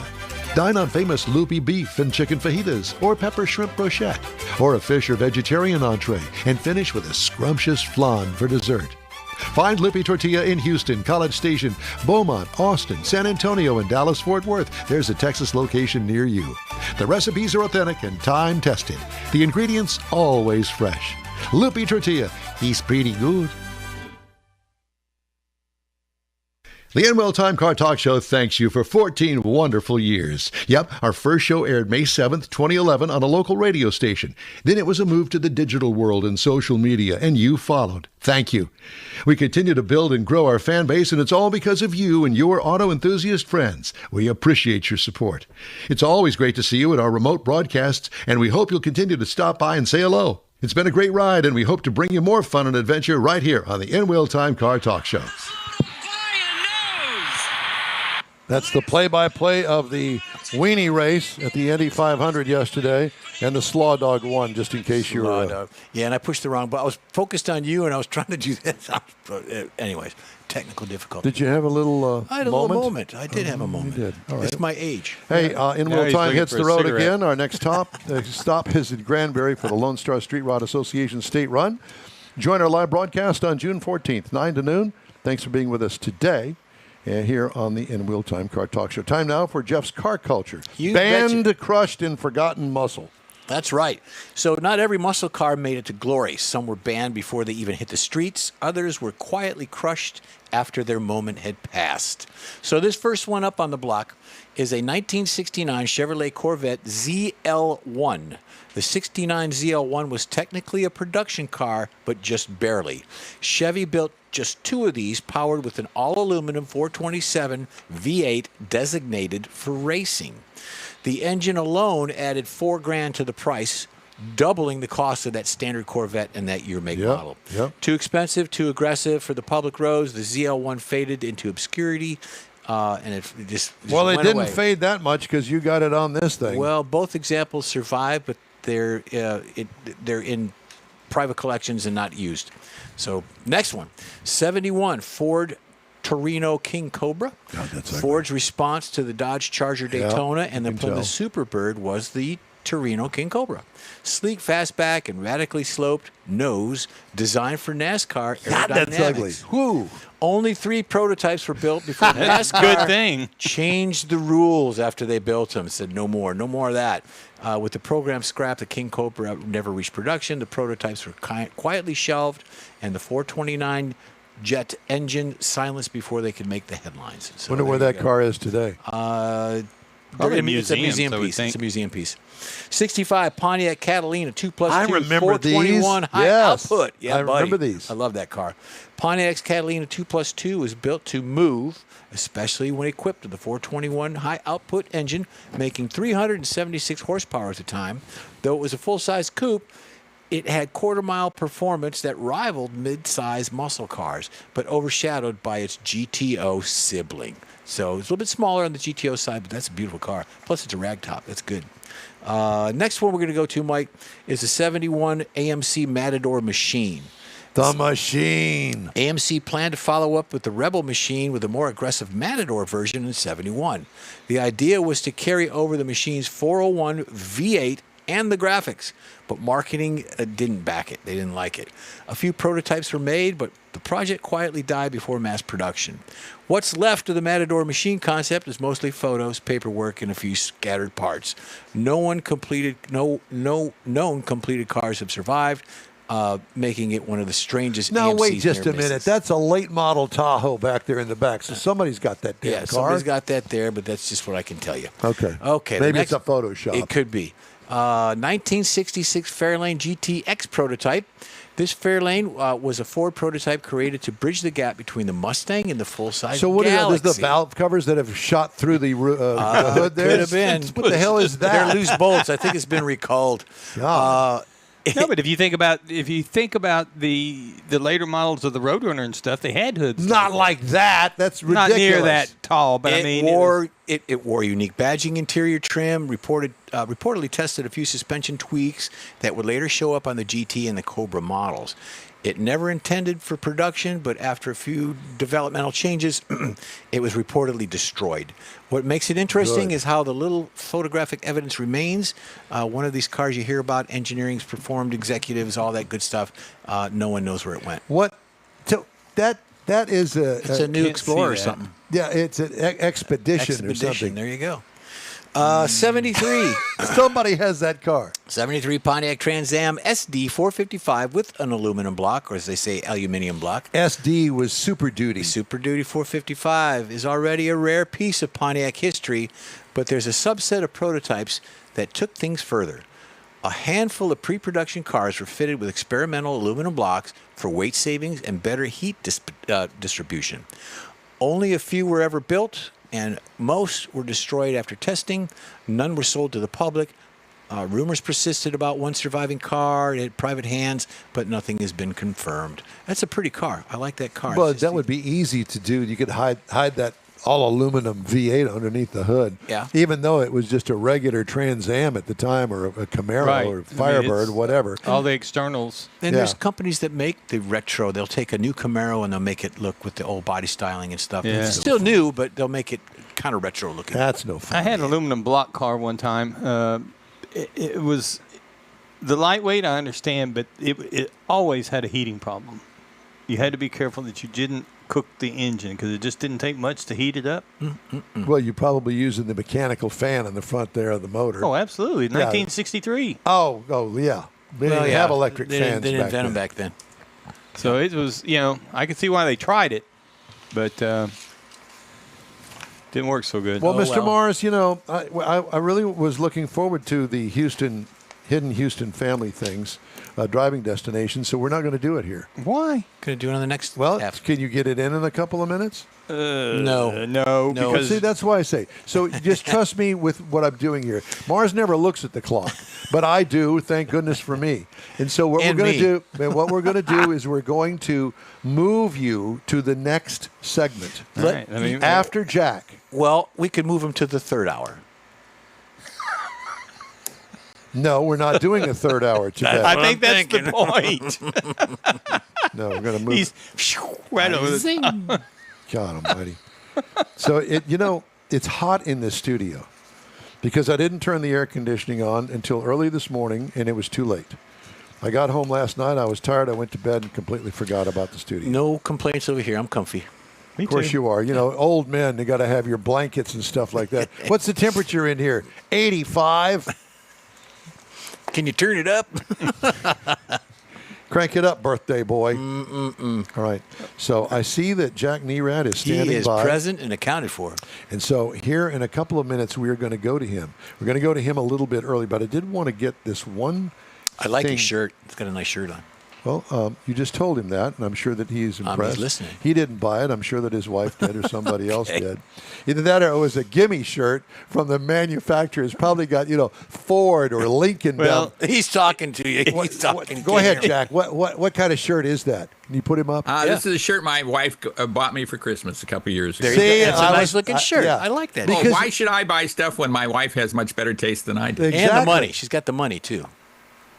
Of course. Yeah, exactly. So Jack Nerad's going to join us from the left coast, and I think we're still speaking to people out there on the left coast because not everybody has the same belief that those people do. And I don't mean to clump you into all of that, Jack, but Don't clump 'em. you happen to live out there. But you've been clumped. You've been clumped, and the other thing is that I know that you make it to Dallas frequently because you have a daughter going to school up there, if I'm not mistaken. Actually, they're long out of school, but I have two daughters, one in Dallas, one in Fort Worth. And one in Fort Worth is getting married and just bought a house. Wonderful. Took possession of her keys yesterday. And guess who's going to help her move? Dad. Yeah. Not. Well, we'll see. Yeah. All right. Got Jack Nerad coming up. Y'all stay with us. The N-Wheel Time Car Talk Show continues after this quick break. You own a car you love. Well, why not let Gulf Coast Auto Shield protect it?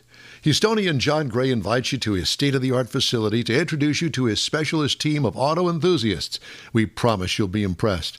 Whether you're looking to massage your original paint to a like-new appearance, apply a ceramic coating, install a paint protection film, nano-ceramic window tint, or new windshield protection called ExoShield, Gulf Coast Auto Shield is where Houston's car people go. Curbed your wheels? Instead of buying new, why not have them repaired? How about a professionally installed radar detector? Gulf Coast Auto Shield does that too. Get a peek inside the shop and look at the services offered by getting online and heading to gcautoshield.com. Better yet, stop by their facility at 11275 South Sam Houston Tollway, just south of the Southwest Freeway, and get a personal tour. Gulf Coast Auto Shield is your place to go for all things exterior. Call them today, 832-930-5655 or gcautoshield.com. The award-winning In-Wheel Time Car Talk Show now reaches 5.3 million folks each year. Check us out on InWheelTime.com, the Odyssey Radio app, YouTube, Facebook, and just about every other entertainment source out there, including our live broadcast every Saturday, 10 to noon Central Time. The In-Wheel Time Car Talk Show has informative automotive guest interviews, new car reviews, along with popular features including Jeff's Car Culture, the latest new cars, cruise-ins, and racing dates. It's InWheelTime.com. Join us. From the Sugar Shack Studios in Texas, USA, it's the award-winning In-Wheel Time Car Talk Show. Just ahead, noted author, I put down here notated author, okay, and auto guru Jack Nerad on tariff impacts and another new book that he's written. Yeah. Jeff has the cruise in and events calendars, and I'll bring you stories making automotive news headlines this week. Howdy, along with Mike Out of This World Mars, birthday boy Jeffrey Zekin. 21. I'm Don Armstrong. David has the weekend off, but we're going to get back at him when we go up to, I was going to say Ganado, but that's down south. Yeah, no, Granbury. Yeah, that's where we're going to go. We gave you a preview of our next guest in the last half hour, so here he is, ladies and gentlemen, from the left coast, Jack Nerad. So glad to join you on this Memorial Day weekend. And a good Having a gala weekend. Are you? What do you got planned this weekend? I have a very quiet weekend, actually. My wife is gone with some of her girlfriends to Nashville, so I'm just kind of hanging out. You're batching it. Do you have a pool? I do not. No, I have an ocean about 3/4 of a mile away, so that suffices. And you didn't get caught up in any of those ugly fires out there, I hope. We did not, happily. Yeah. Yeah. What a horrible, horrible thing. Yeah, and preventable. Yeah. That's what really makes it even worse. Yeah. Hey, Jack Heitzman wants to know if you've been feeling any shakes out there in L.A.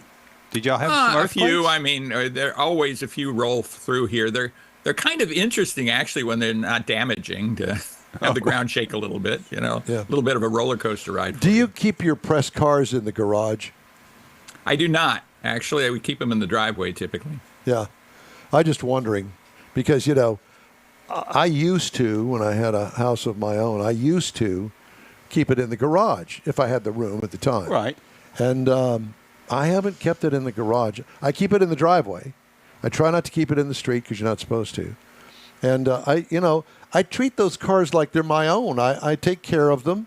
When we had the hurricane roll through here, I put it in a parking garage over at the shopping mall underneath, I didn't want anything banging into it and have to fill out, miles of paperwork and that sort of stuff. Absolutely. Yeah, exactly. So Gotcha. how have you been? Terrific. Traveling a lot, actually. Traveling more than I was in Texas early this week on a Toyota event, the Toyota Headquarters Confidential event. So I got me and 200 other journalists got to look behind the scenes a little bit at what's going on at Toyota and Lexus. That was fun. And, did you happen to visit any of San Antonio while you were there? Did you have time to do that? No, I wish I had. It was a very short kind of in and out into Plano and back pretty quickly. Gotcha. Yeah. Have you had any good cars to talk about lately that you wanted to pass along? I think so. In fact, I was on another event out of Louisville, actually, where they build the Ford Expedition. So I drove the new 2025 Ford Expedition and the Expedition Tremor, which was cool. Did a lot of off-roading with that, so that was exciting. really interesting to see a vehicle of that size off road. You have some questions about that. But, Yeah. Usually it's the wheelbase and bottoming out. yeah. I mean, it's kind of amazing to have a vehicle, it's the size of a full-size pickup truck that's going through the woods and going through the muck and the mire and everything else. And Yeah. did quite a good job. Now, did you have a driving partner, or did somebody from Ford go I with did. A very beautiful driving partner named Sandy Nerad. you? Very nice. Yeah, she is very nice. I like her a lot. I love her a lot. And, Yeah, that's good. It was one of those things where we got an opportunity. She was my videographer and photographer for the event, so she was officially part of the program, which was nice. And Nice, yeah. we got to drive together. So Now, that does she was do one your- of the does few she- times we got to do that? Does she do your editing for you and stuff like that? I mean, how involved No. in the show is it? Not at all. No, She gives No, the camera back to does you. do- and- yeah. She does do good video though, and took a lot of photographs. So, earned her keep. That's good. Very good. That's good. Yeah. Before we get going, in essence, here, how is tell me about the new book. Well, it's a book, my second crime novel. It's called Only One Thing Stays the Same. It's right over my right shoulder here. It is available on Amazon in both ebook and paperback form. And I like writing crime novels. It's kind of fun. If you like James M. Cain, if you like Double Indemnity or The Postman Always Rings Twice, then I think you will love Only One Thing Stays the Same. It's on that order. How Jack, one thing I would like to know, I'm looking at your book there. Do you do the covers? I do not, but I kind of direct the covers, direct how they were. Well, back in the day, when I was editor of Motor Trend, I was responsible for the whole magazine, of course, including the covers, which were critical Right. Yes. in those days in terms of newsstand sales, which was the lifeblood of all the magazines. So frequently we would sell 300,000 of them a month on the newsstand. So I got to be pretty adept at putting covers together. And I think this is a pretty good cover for this book. I like your covers. Yeah. Interesting. Interesting. So we got that going on, and you went on lots of trips. What other kind of trips besides San Antonio and Toyota have you been on lately? I was just on a Hyundai trip to Savannah, kind of 48 hours in and out of Savannah to drive the Hyundai Ioniq 9. Their I heard about that. electric vehicle. Yeah. Did you like it? And I like the vehicle, but I have to scratch my head about what's going to happen with that vehicle. We also visited their Meta plant, which is, I think, 17 acres under roof. It's just this amazing vehicle production plant, very integrated. They build seats there. There's a battery plant on campus. Just a lot going on there. Do they make nothing And- but EVs there? Well, that was the plan initially.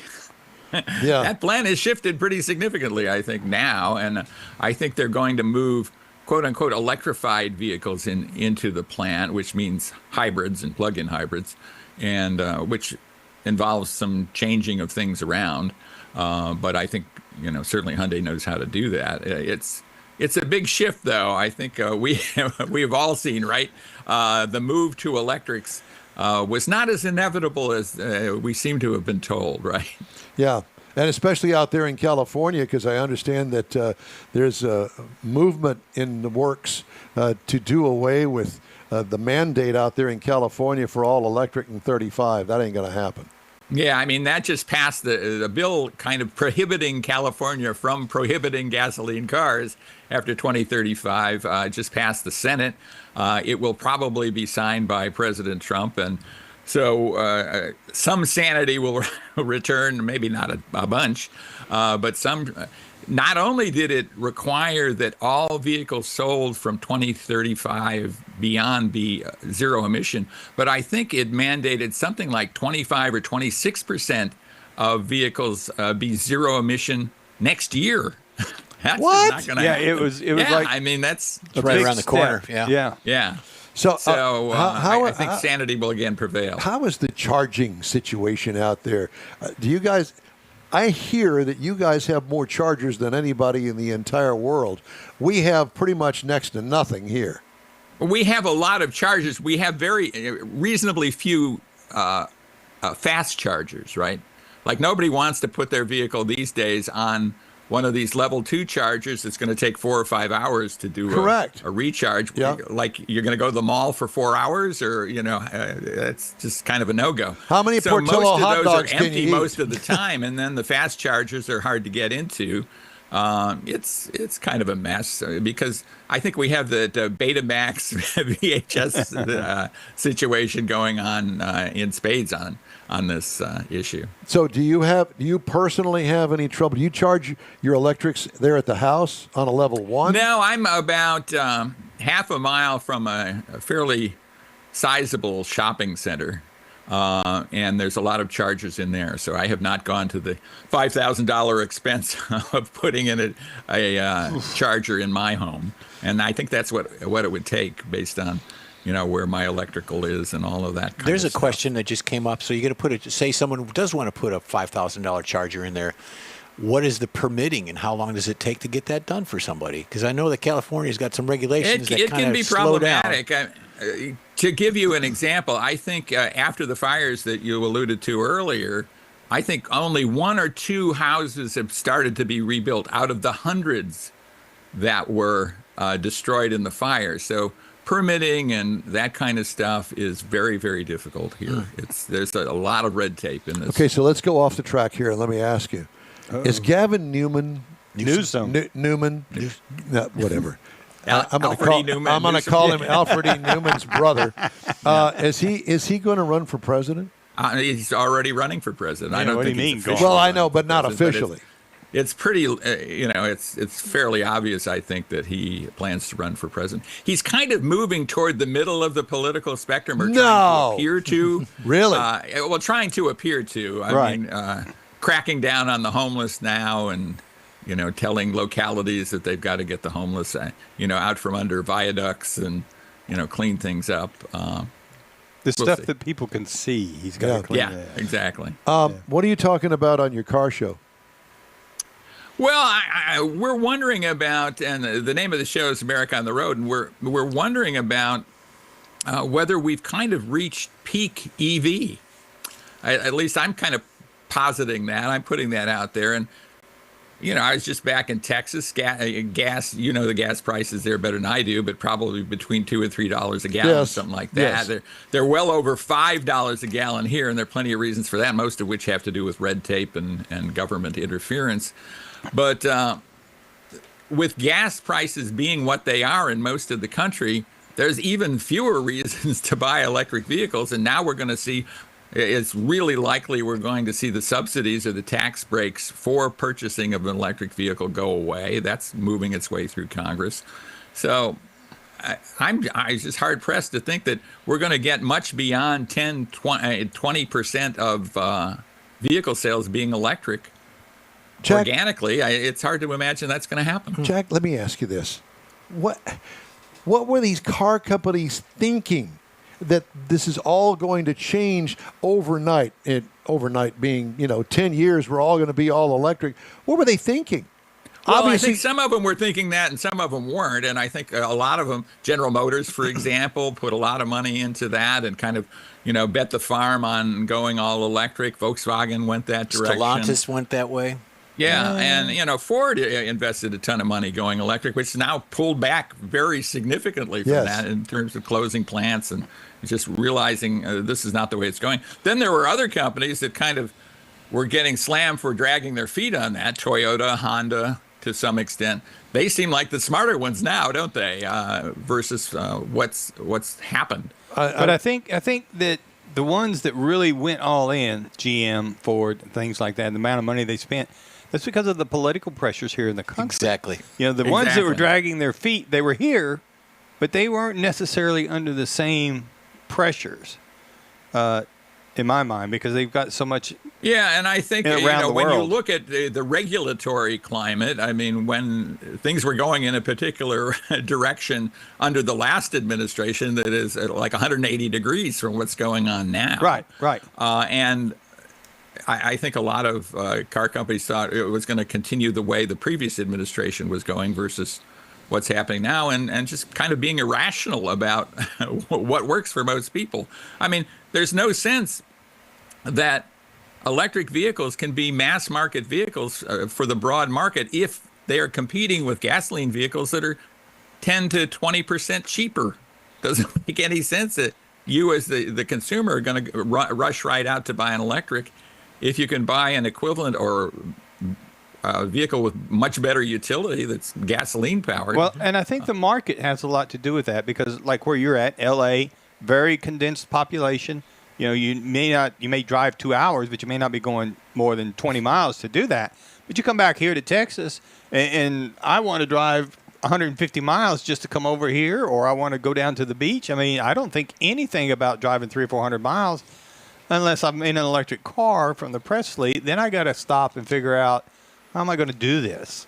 I got to find a charger and all that. So and I think people here are figuring this out too. I mean, the distances aren't necessarily as great here as they are in a wide open state like Texas. But at the same time, you're using the air conditioning all the time, and you're sitting in traffic for hours, whether you're going a lot of miles or not. And when you're doing that, you're burning down your range. Exactly. Yeah. Speaking of prices, buzz around town these days is prices are now becoming out of reach for most Americans to buy a new car. And I just saw a brief glimpse, $49,000 average price for a new car. Is that true? Yeah, I think it is true. And, it's something that we've been raising alarms about for a while because, like you say, a good percentage, I would say at least 25% of the population, maybe more, just absolutely cannot afford to buy a new car. And I'd say a lot of other people are well advised to buy a 2 or 3 year old used car rather than a new car, just because they save significant amounts of money there. Financially. But, we review on our show this week, I think we reviewed 2 vehicles. One, the Mazda CX-5. I think you guys love it. I certainly love it. Yep. $42,000 prices tested. So that's kind of makes you wonder. Here's a compact SUV that costs, nearly $50K when 5 years ago it was probably $25K, right? And the other problem with that is the fact that I'm going to be saddled with a car loan for 7 years. No. Yeah. A car loan at a fairly high interest rate these days too, and I'm kind of a really old school in that I pay cash for the cars I buy, and I don't buy cars very, very often. Yeah, right. I mean, both of my cars are 2015 models, and bought my wife's brand new Sorento for $28,000 in 2015. How much is that car going for today? I think the last one I drove was around in the low 60s. Wow. Yeah. We got some work to do, Lucy. We do. Jack, it's always a pleasure to talk to you. We love you. Great to talk to you guys. Thank you so much. America. Good luck with the book, too. Yeah. Yep. Thank you. I will get copies your way. God bless you, Appreciate Jack. Even that. better. Thanks. Be Autographed. safe. Be safe, my friend. Stay in touch. To enjoy your Memorial Day. You do the too. same. All right. Coming up, Jeff has the cruise in and events calendars. Mr. Mars has his new feature coming up. And I'll have stories making automotive news headlines if we can squeeze it all in here in 14 minutes. Stay with us here on the award-winning In Wheel Time Car Talk Show. The Tex-Mex dining experience is defined by Lupi Tortilla, your destination for Texas's best beef fajitas and frozen margaritas. Since 1983, Lupi Tortilla has served authentic and time-tested recipes made with the freshest ingredients. Atmosphere is part of the award-winning experience at Lupi Tortilla, all developed in a little house near Highway 6 and I-10 in West Houston. Visit any of the Lupi Tortillas and you'll see the same attention to detail in each and every location. Start your Lupi experience with queso flammeado and guacamole, along with a classic frozen margarita. Dine on famous Lupi beef and chicken fajitas, or pepper shrimp brochette, or a fish or vegetarian entree, and finish with a scrumptious flan for dessert. Find Lupi Tortilla in Houston, College Station, Beaumont, Austin, San Antonio, and Dallas-Fort Worth. There's a Texas location near you. The recipes are authentic and time-tested. The ingredients always fresh. Lupi Tortilla, he's pretty good. The NWell Time Car Talk Show thanks you for 14 wonderful years. Yep, our first show aired May 7th, 2011 on a local radio station. Then it was a move to the digital world and social media, and you followed. Thank you. We continue to build and grow our fan base, and it's all because of you and your auto enthusiast friends. We appreciate your support. It's always great to see you at our remote broadcasts, and we hope you'll continue to stop by and say hello. It's been a great ride, and we hope to bring you more fun and adventure right here on the In Wheel Time Car Talk Show. Lone Star Street Rod Association State Run, our next remote broadcast gathering, so be sure and join us from Granbury, Texas, 9 to noon, Saturday, June 14th, right here on your favorite streaming and podcast source. Thanks for joining us today here on In Wheel Time. Mr. Mars has a new feature. We're going to start today, Driving Destinations. Mr. Mars? And I started out with Houston. I mean, it's local, and it's a good place to start on a Memorial weekend. Hidden Houston. Now, one of the things I found was the Sam Houston Boat Tour. Now, offers a free opportunity for families to explore one of the busiest ports in the United States. Now, this is a 90-minute cruise. Takes passengers along the Houston Ship Channel aboard a 95-foot boat. It's air-conditioned. You get close-up views to what's going on in the Port of Houston. Completely different view than looking at it over the bridge and going across it. But you need to make advance reservations because this is a really popular thing to do in Houston. Buffalo Bayou Park. What caught my attention on this is 160 acres of green space in downtown Houston. Never knew it existed. Walking trails, bike paths, play areas. It's got hiking, biking, picnics, wildlife spotting. There's a play area with rock climbing walls, water features, and a sand pit that kids can play and get lost in. There's interpretive signs. This is a really cool place to go out and take the family and get out around nature without spending a lot of money. Now, getting into something a little more automotive, the Art Car Museum, also known as the Garage Mahal. Now, this is a unique Houston attraction dedicated to vehicles transformed into rolling works of art. Now, part of this comes into the Art Car Parade that happens once a year. But this is a museum that you can go to all around. If you missed the parade, you can go see where some of these cars end up at the Art Car Museum. Cool.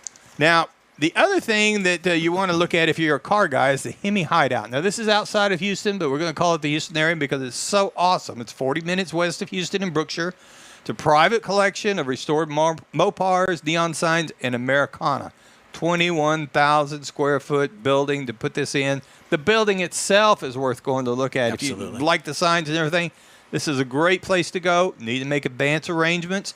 All the money that people collect from going to see this, it goes to charity, and they usually match that. So you need to call them and check on this, the Hemi Hideout in Brookshire.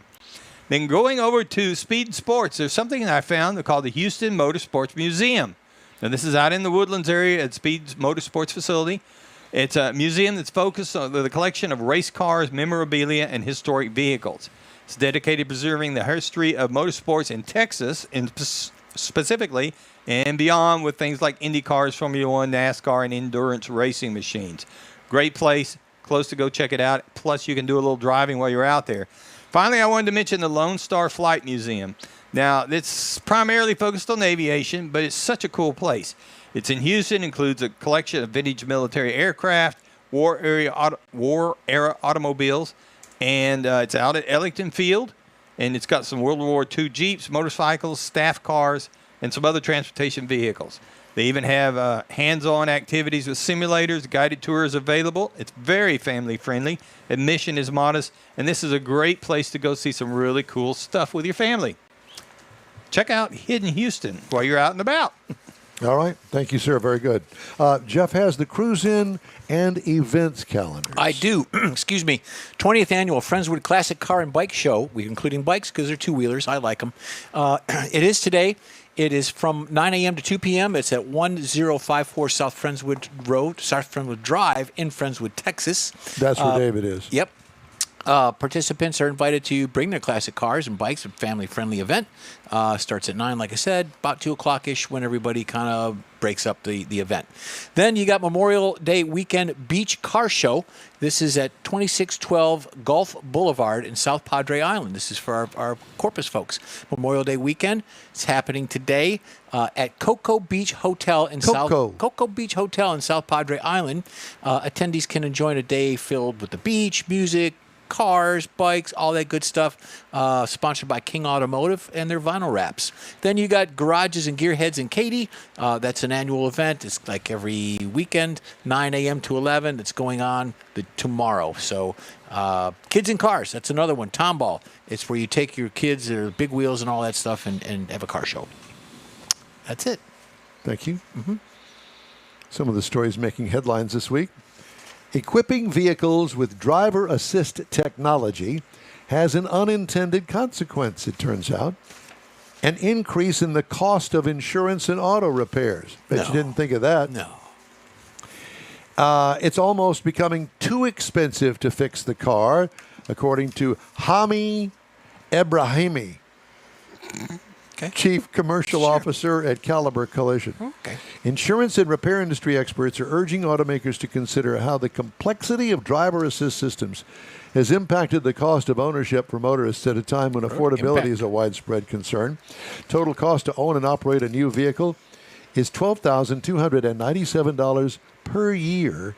That's over and above the cost. This is just own and operate, according to a September study done by motoring organization AAA. An increase of $115 from the previous year. Rising insurance rates are one factor. The average cost of auto insurance is expected to increase for the 7th consecutive year in the U.S. and reach a record high of $2,000, according to Lending Tree subsidiary Value Penguin, and we have a connection with that. We certainly do. Yeah, we do. And I'll give you a perfect example. One is your windshield.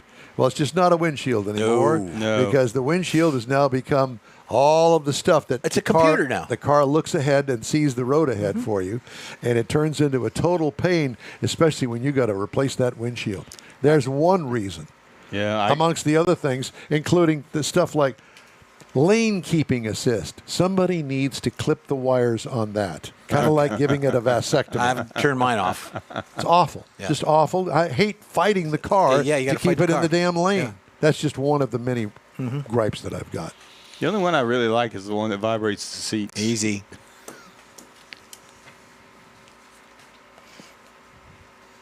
You know, Go ahead if you. I'm going to go to Mike on that one.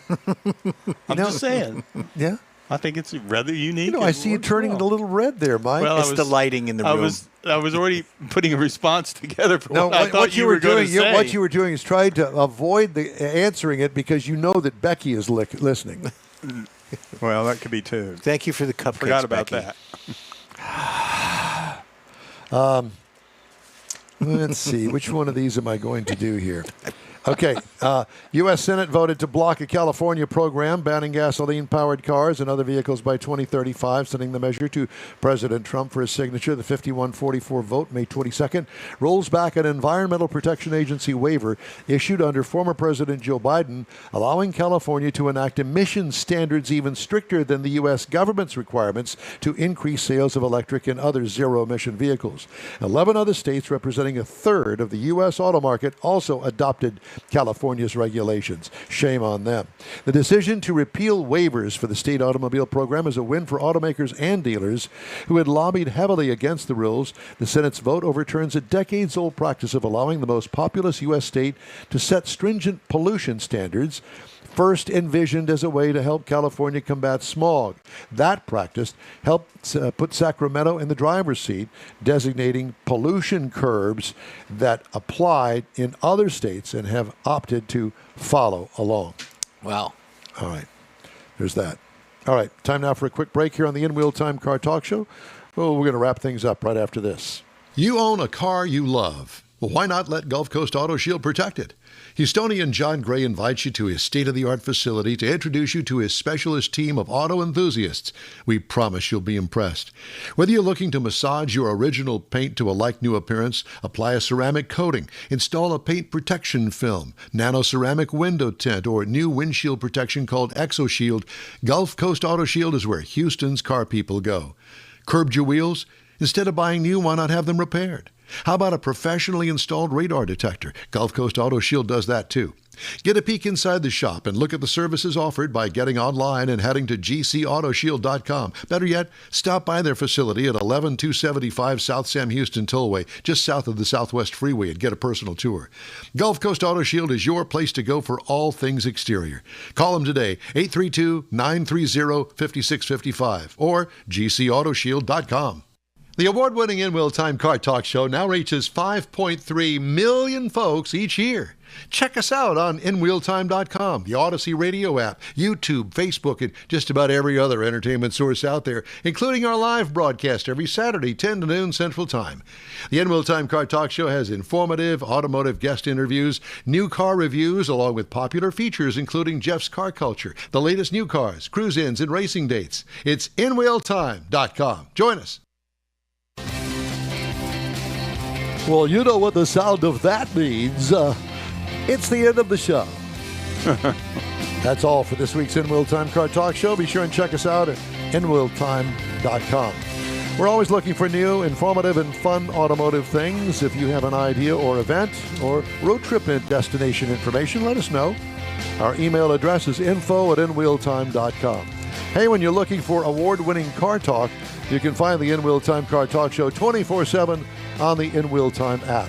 When you're on the road, grab a podcast anytime from your favorite podcast provider, including the new SiriusXM podcast channel. And be sure and catch us on the Odyssey Radio app. We video stream our live show every Saturday, 10 to noon on Facebook, YouTube, and InWheelTime.com. The In Wheel Time video technical director is we always need more Jeff Zekin.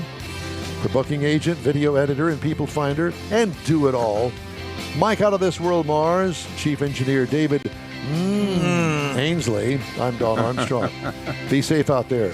Have a great Memorial Day weekend and a great week ahead. Be safe and don't forget why we have it. Thanks again for following the award-winning In Wheel Time Car Talk Show. We'll see you next week.